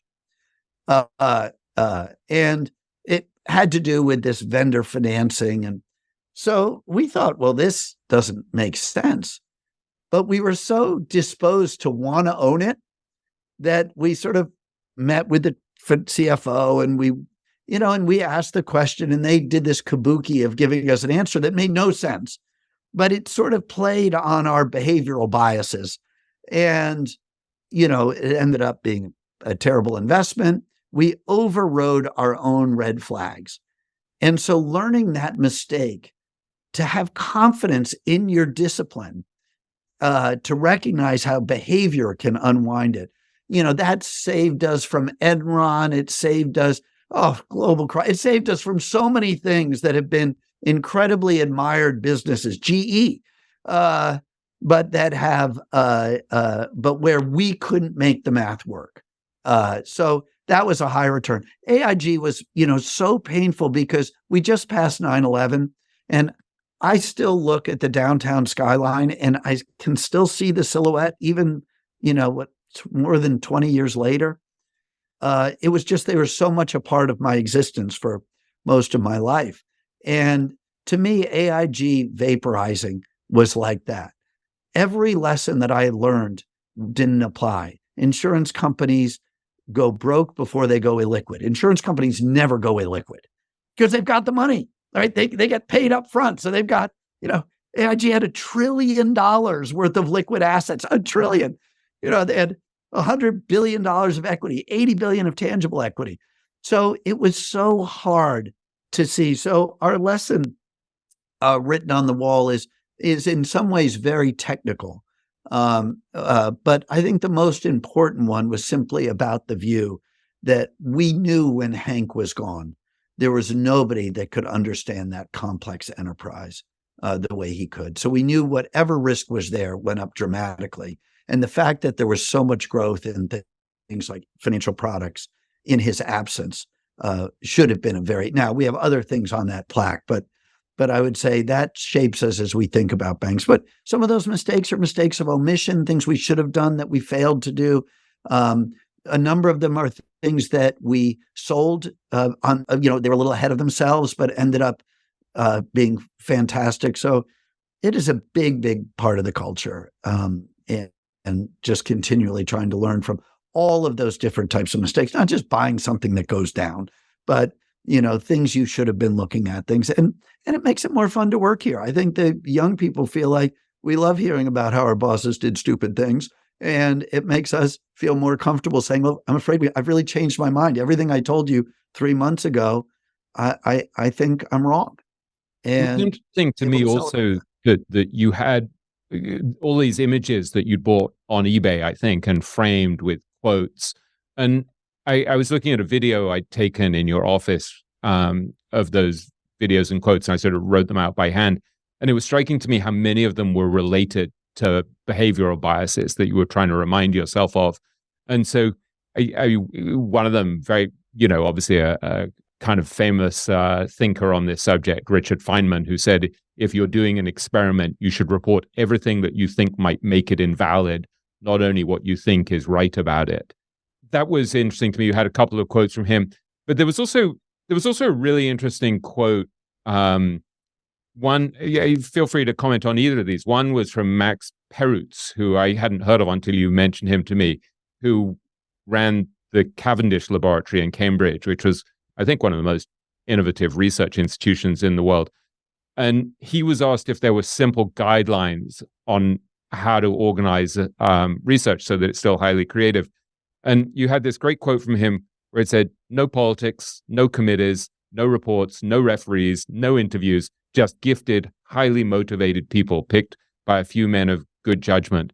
And I wondered if you could talk about that idea of how to run an organization that isn't saddled with terrible bureaucracy and the like. Yeah, I love that Max Bird's quote. And you're right. I studied a lot of organizations that breed excellence when the participants could work anywhere else, right? In other words, why, you mentioned Munger Tolles and Ron Olson. How does Munger Tolles rank literally as, I believe in one ranking I just read recently, the best law firm in the country, right? It's like, what is it? And by the way, you could say the same about Wachtell Lipton. And what's interesting is they have totally different compensation practices, totally different. So it's not just compensation, but certainly in both cases, it is about culture. And so I'll use that and the Cavendish Lab to sort of draw them all together, which is that, my experience is of course, you have to pay people fairly, right? It would be a crazy thing to tell people that, over the arc of your lifetime, I'm asking you to earn well below what you could earn elsewhere. So you have to pay people fairly. But within a very broad band of what fair is and what the appropriate time horizon is, I find if people are great at their craft, then what they really care about is being in an environment where they can be absolutely the best that they can be at that craft. And so what is it that takes somebody who's really gifted in analyzing businesses or selecting securities? What sort of environment is it where they can be the best at what they do? Or alternatively, what are the sorts of things that would interfere with that? So, for example, if you have to spend a lot of time meeting with clients, that's very destructive because, of course, clients want to focus on what Bob Kirby, who is a great mentor at Capital Group, used to tell me were the 3 W's. What went wrong? You'll spend 95% of the meeting on 5% of the portfolio. It's always what's gone down. If you go back to that same client a year later and it's down more, you're going to have a hard time defending it. In the third year, you're going to sell it before the meeting, so you don't have to. Those are all terrible decisions. Wasteful meetings. Sitting in meetings. There's one of the quotes on that wall. I thought you were going to quote was a baseball player because see how much I know about sports. A guy named Bill Lee. He was a pitcher for the Red Sox. I don't know anything about him. I don't even know what decade he pitched in. But the quote of his that I had read that I liked so much is he was asked what happens at team meetings. And he said, at team meetings, you sit on your ass, chew tobacco, and nod at dumb things. And so, of course, I worked at other places. I saw that culture of like, why am I wasting my time? I've got work to do. So that's another criteria. You don't waste their time. You don't put them in, surround them with people that are going to make them worse at what they do in terms of what are the external pressures. How do you minimize the external pressures that allows them to be the craftsperson they are? How do you make sure that they admire the people they work with? People they say they don't quit their job, they quit their boss, but they also quit their colleagues. So if you really admire the people you work with, you like coming to work. You like their value system. You like their expertise. You admire what they do. They help you get better at what you do. So, there are a few others. We want a compensation system that's reasonable. And we want to remind people that what they're doing makes a difference in real people's lives. And I have nothing against hedge funds, except I'm jealous of the fees, of course. But, what we do is very direct, right? Our average client might have $25,000 invested with us, and it may well be their life savings. And so it really determines whether a kid goes to college or whether they get to retire in the circumstances that they want. And they're having conviction in what we do, and what we do mattering is a very central part of what we do. So, we've tended to skew towards people where they prefer that. They like the idea that what we do sort of matters versus if we're charging 2 and 20 and managing the Yale endowment, that's terrific. And, they wouldn't hire us anyway. But we like that we're offering a good value to the end client in terms of we have low fees, and we try to keep it that way. So all of those come from that Max Perutz quote. Like, how do you create an environment where talented people enjoy coming to work and they aren't trying to optimize just their income? They're trying to practice their craft in the best way possible. And by the way, a small team is also part of that. It would be very hard to run the Cavendish Lab with 600 scientists. And so a small, talented team. Tom Murphy, used to say at Cap Cities that he got to be a low-cost provider by paying people that were twice as good 50% more. And there is something about that too. We love having fewer, better people. And yet we have people that are in their 20s, in their 30s, in their 40s, in their 50s, and in their 60s. And this is on a team of 10, So it's not that, and yet on average, we've been together 20 years. Just sort of incredible. Maybe it's 17 years. I can get you the actual numbers, but it's something like that. I think on average, the team has been together an average of 17 years. And yet we have been people that have been here for less than 5, less than 10, less than 15, 20, and people in every decade. So I love that, going all the way back to where we started about my grandmother and keeping interested and keeping making new friends. I do think investment organizations can also get a winning team and they age out and you end up with sort of a huge gap. And I think it can create a very brittle investment culture because often it's harder for them to be challenged, and, I think about how much we had invested in newspapers in the 90s. And when Danton, my partner now, joined me in the 90s, I gave him newspapers as his first industry. I said, look, he had banking experience. He's an amazing, just a human being I admire in every dimension. And in the beginning, I said, well, I'm going to give you newspapers because we own 3 or 4 of them. We own Gannett, we own Tribune, we own Dow Jones. There was one more, but anyway. Yeah. And I said, these are old business models. They're very, in a way, predictable. They're regional monopolies, capital allocation matters, blah, blah, blah. And a year and a half later, he came back and he said, have you heard of this internet thing? Because I don't think you understand how powerful it is, not as a source of news, but as a source of where to buy an apartment or how to find a job. And when you recognize that help wanted real estate listings and, miscellaneous classified, car, are essentially responsible for 100% of the profits of the newspapers on average that we owned. And that it sucks looking for a job in the classified. You used to read through them and you'd circle the ones that applied. You couldn't search. And so anyway, that I don't know where I would have been without Danton joining. And we sort of carried that through with the younger one. So that's been all part of, and you're so amazing that you remember that Max Perutz quote. I keep that one a little in a different place. It's right by my office. For that. It's a beautiful quote. There was an amazing quote also from JP Morgan that I wrote down that I loved, where he talked about how our mistakes have been errors of judgment and not of principle. Yeah. And that also seems to me, he said, since we have no more power of knowing the future than any other men, we have made many mistakes, but our mistakes have been errors of judgment and not of principle. And that seemed to me a really interesting thing from back in, and it was accompanied with a photo of JP Morgan. So this was from 1933 when he talked about the importance of doing first-class business in a first-class way. And so in a way, it's consistent with the Buffett Munger approach to capitalism as well, right? Yeah, it absolutely is. And I think, my grandfather had one of those quotes where I think in today's era, I would have said, shh, I think you need to stop saying that. And his quote was, making the first million is the hardest. The second million is just a double.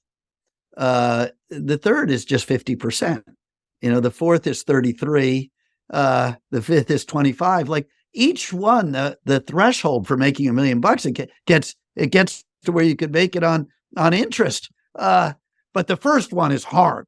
And so what I would say is, it's Ben Franklin, going back to, I think the most important book that I read wasn't Dale Carnegie. It was Ben Franklin's autobiography, which is only 80 pages or 85 pages.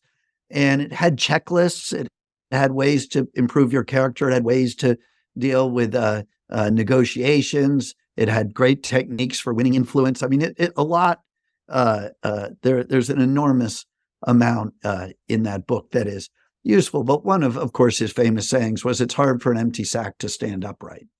And so I used to say that when I was starting, I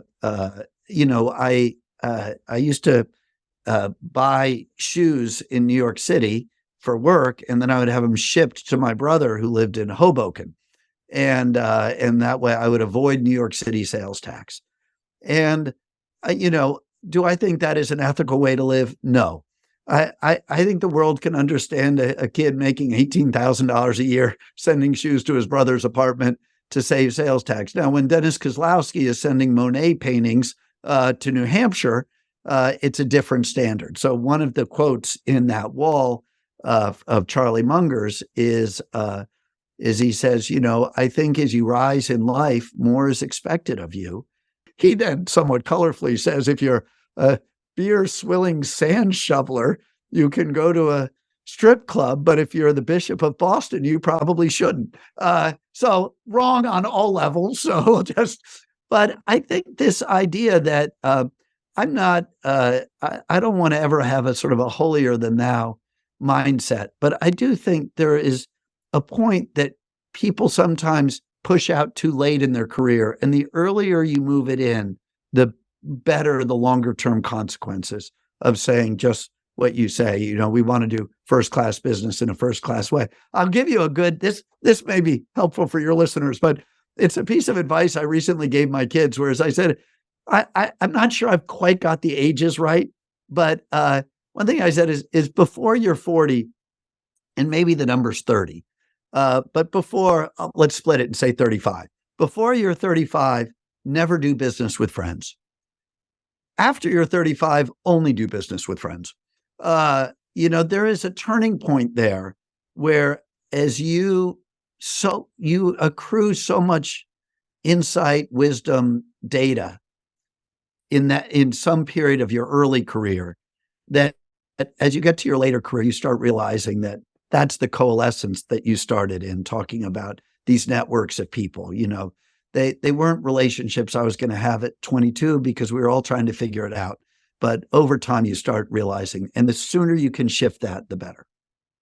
I wanted to ask you before I let you go about Cardinal John Henry Newman, because when we were in Omaha, you told me about this great quote of his that I looked up. It's from an 1852 lecture that he gave in Ireland, where he said, "It is almost a definition of a gentleman to say that he is one who never inflicts pain." And I think you told me that you had it, that you keep it in your phone, and it's a central teaching for you. And our listeners probably won't know that Cardinal Newman was this great English theologian and scholar and priest, and he was actually made a saint by Pope Francis, I think, in 2019. And most important of all, he was a fellow of Oriel College, Oxford, which is my college at Oxford. And so he may be the only great person to have been a fellow of Oriel College, Oxford, or to have come through Oriel.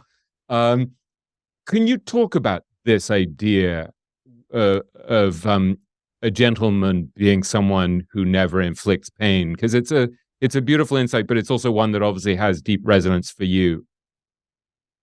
Well, I mean, one of the interesting things about that is it was given to me by my tutor and my favorite professor in university, and is a professor named James White, and he subsequently became the moderator of the Church of Scotland. And I have to say, you have to admire any church where the head of it is called the moderator. Isn't that a great title? So, yeah.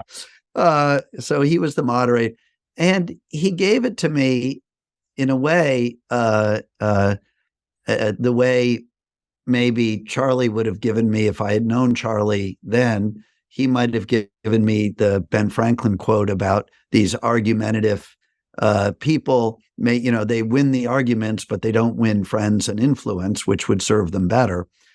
He gave it to me because I think he appreciated my very deep engagement in the work that we were doing and in my degree. But I think he also felt that, I recently had a very sore throat after spending a couple of days at a conference, and a man I admire greatly, I said, I think I'm losing my voice. He said, yeah, you usually don't get that from listening too much.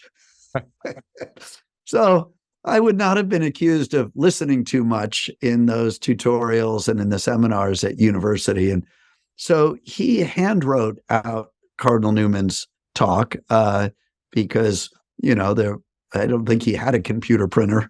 So he hand wrote it out, and he gave it to me at the beginning of my last semester with him.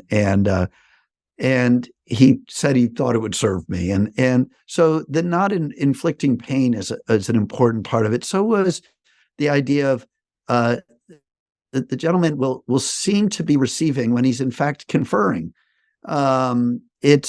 There's a line in there I love where it talks about he's compassionate with the pain. He's patient with the absurd. It's this. He has his eyes on the whole table, trying to put people at their ease. Beautiful. It says he has his eyes on all his company. He is tender towards the bashful, gentle towards the distant, and merciful towards the absurd. Exactly. So my grandmother used to quote Harold and Maude, that wonderful movie. And there's a line in it where Maude says, Harold says to Maude, you really love people, don't you? And she says, of course I do. They're my species. And I really love people. I love the complexity of life. You could sit on a subway and look at all of those faces, and every one of them has a story. And being curious about that, to me, is a source of so much richness. And I think, back then at age 19 or 20 or whatever it was when he handed me that, I think I was much more impatient and aggressive and insecure. And there was something about wanting to aspire to that. And my gratitude to him for seeing that as potential and going all the way back to mutability. Of course, you can become a better investor by learning. Of course, you can become a better parent by reading and working at it. Of course, you can become a better lover and a better spouse or husband, wife. You can become a better cook. Of course, you can become a better person. Of course. And this idea that people are defined by their worst moment and reviled and identified by their worst moment. I mean, if you're Hitler, you deserve it. But if you were somebody that worked hard to live a good life and you really screwed up. I was reading about a figure in the Hudson Valley who, had led it was a complicated redefinition of his legacy, where there was unarguably wonderful things that he had done and others. So I just think that idea of the mutability, and of course, it's one of the things I love about investing is it's always changing. It is, wonderful companies become absolute bureaucratic nightmares. Terrible companies reform. You think about going back to J.P. Morgan, think about Jamie Dimon going into J.P. Morgan. If you want to know what kind of leader he is, and I met him very early when he was still at Primerica, or actually Commercial Credit, which is where he started with Sandy. And his first annual report when he became CEO of Bank One is just required reading. Everybody should read it because he had never led anything. So we had no idea. Would he be a good CEO? Would he be too abrasive? Would he be? And he wrote a shareholder letter of accountability, of how to be measured, of fairness, of aspirate. And, JP Morgan had certainly and Bank One, both had become very mediocre institutions. And the drive and the commitment and the value system and the legacy, it is an incredible transformation. So that, that constant changing that can come, I love that in all aspects of life. There's also something in that Cardinal Newman letter that I thought was very beautiful and weirdly resonant and apposite for investors as well, where he just was so undogmatic. I wrote down this paragraph where he was talking about non-believers, and obviously he was a man of deep faith, but he said, if he be an unbeliever, he will be too profound and large-minded to ridicule religion or to act against it. He is too wise to be a dogmatist or fanatic in his infidelity. He respects piety and devotion, he even supports institutions as venerable, beautiful, or useful, to which he does not assent. He honors the ministers of religion, and it contents him to decline its mysteries without assailing or denouncing them. He is a friend of religious toleration. And I thought that was really lovely that he's able to say, well, yeah, you can disagree, but disagree agreeably and be large-minded enough not to ridicule what you disagree with and not to be a dogmatist and not to be a fanatic. And that, in a way, again, it's something that's beautiful about Warren and Charlie's relationship, right? That you can have a Democrat and a Republican. You can have, and they're willing to change their views and be open to others' views. What do you think? Well, I think the sort of the litmus test of what allows you to dismiss somebody completely from your regard has become so narrow and so tightly defined. And it's, there's so much of the internet that is a gift to the world. And I think people that rail against it are making a mistake. But, I actually spent the weekend, Saturday, in the small town that I'm in. There was a big public hearing where there was a controversial issue in the town. And people, if you were to read what had been written on the internet, the vitriol was despicable. And so the supervisor called this meeting and everybody came together. It was interestingly held in a church because the town hall was under construction. And maybe that made people behave a little better. But there was so much decency in that room at the end. People really listened. They sat together. You drive differently in a small village if you live there than you drive being anonymous. You're a much more courteous human being. Not you specifically. One is. I still would drive when there's a that. chance that you know the person in the car in front of you, you're less likely to honk very aggressively when the light turns green. And it is, I think that underlying, sort of tolerance for different views. It is, I think, and I don't know where the blame starts in the political sphere, but it is amazing how many people think life is going pretty well in their neighborhood and in their community, but somehow thinks the world is going to hell in a handbasket. And I'm fundamentally more optimistic. And I think, like Warren and Charlie, I think there are many people that maintain very close relationships and friendships with people that have differing political views on a personal level. And then as they get out into the broader context, then they're back to the anonymity of just sending in the hate mail. Yeah, and one of my favorite moments, I think, from the annual general meeting back in May was when Buffett strays off into non-investing topics, which I always find much richer in some ways than the pure investing topics that they discuss. And he said, I've never known anybody that was basically kind that died without friends. And then he said, I've known plenty of people with money who died without friends. And then he talked about Tom Murphy, who you mentioned before. And he said, I never saw him do an unkind act in 50 years. He didn't see any need. And so I think in some ways that message that, maybe this is one reason why in sort of David Hawkins' kind of terminology, Berkshire makes us go strong, is that it embodies not just being fair to shareholders and the like and being transparent about mistakes, but trying to be honorable and decent and generous, like the way Warren tries to avoid criticizing people by name. And there's a kind of you see the kindness, I think, between him and Charlie, and you see the kindness that they show towards Ajit and Greg Abel. There's a sort of sense of decency. And so I don't know, I think that's in a way one of the most valuable things that we can clone. And it's relatively easy to clone.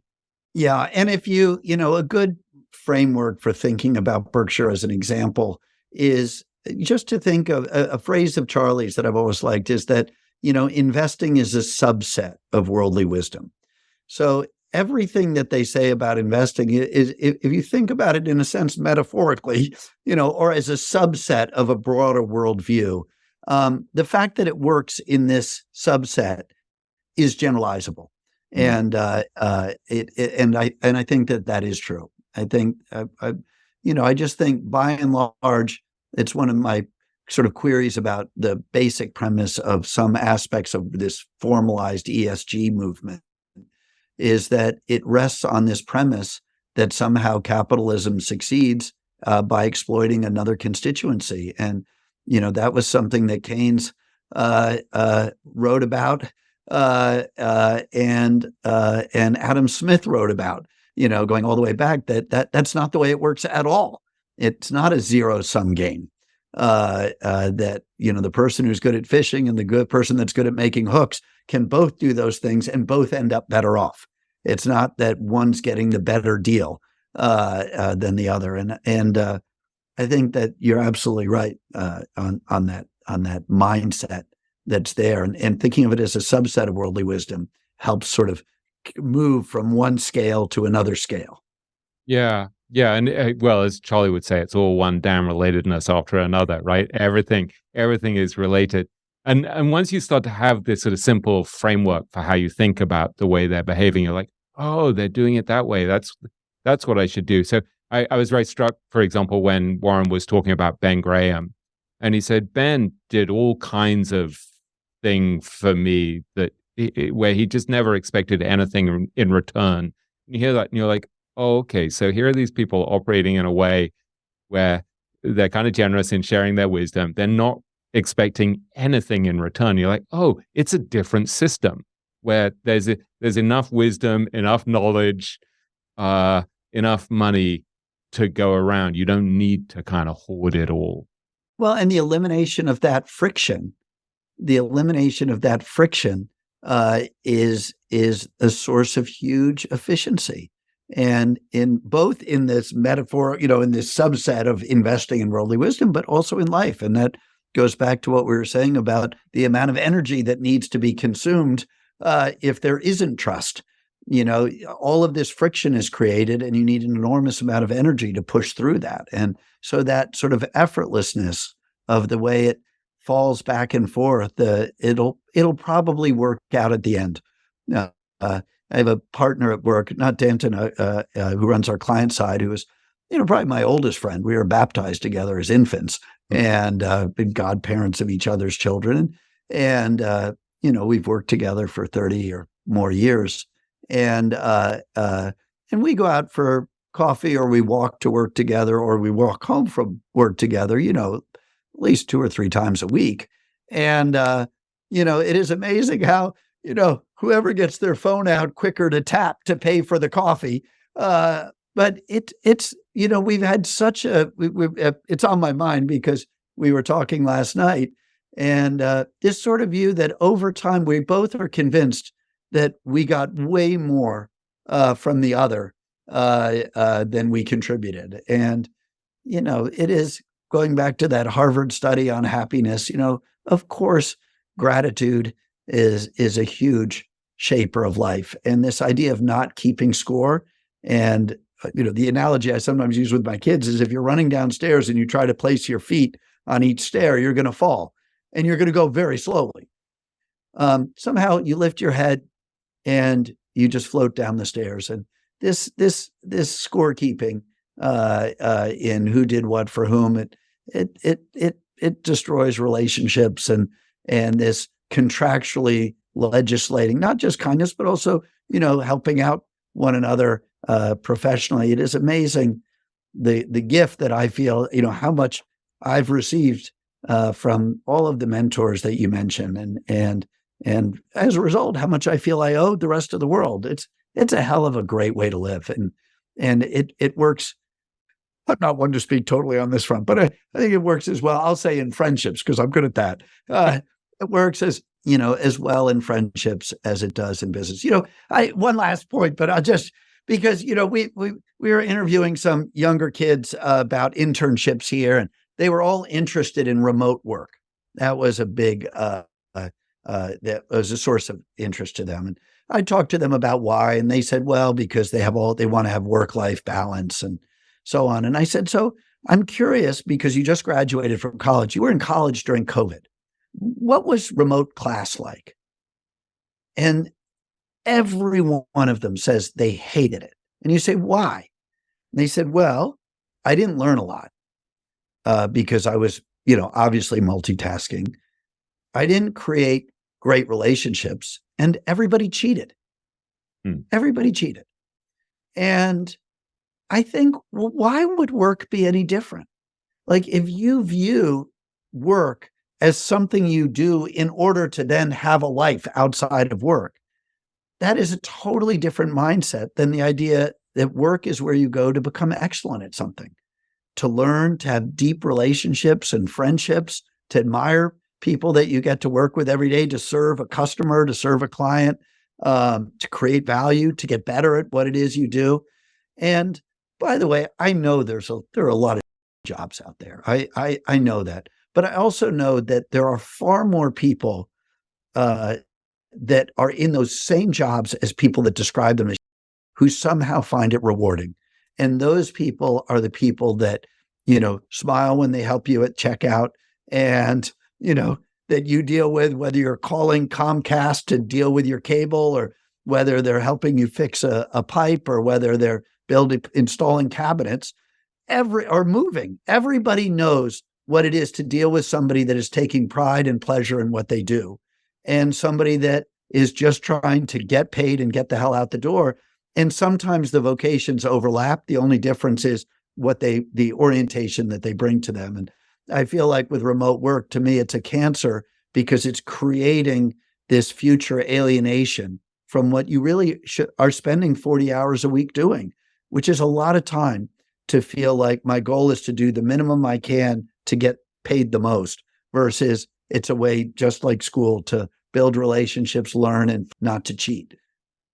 I don't know. I kind of like working at home, but I've done it for so many years, and I love remote working because it meant that my wife started to work at home as well.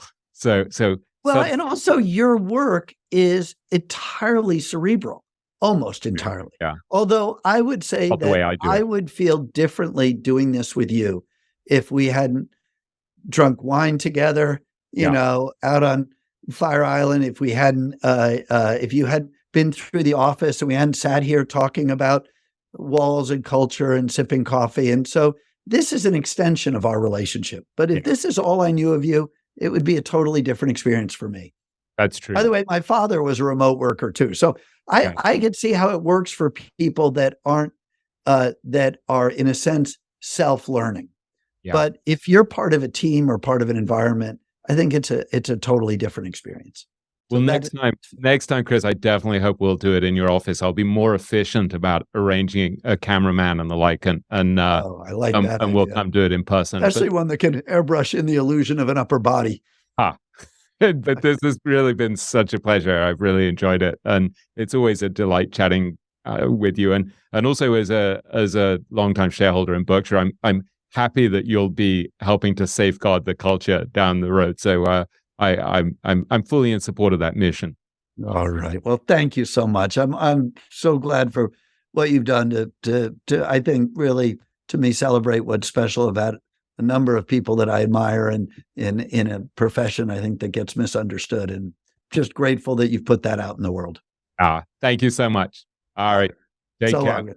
Bye-bye. Well, I'd be very careful of some of your software companies and a lot of what's in the ARC portfolios where you don't have profits, and you may not have profits, where almost everything has to go right, yet you're paying ridiculous multiples to sales.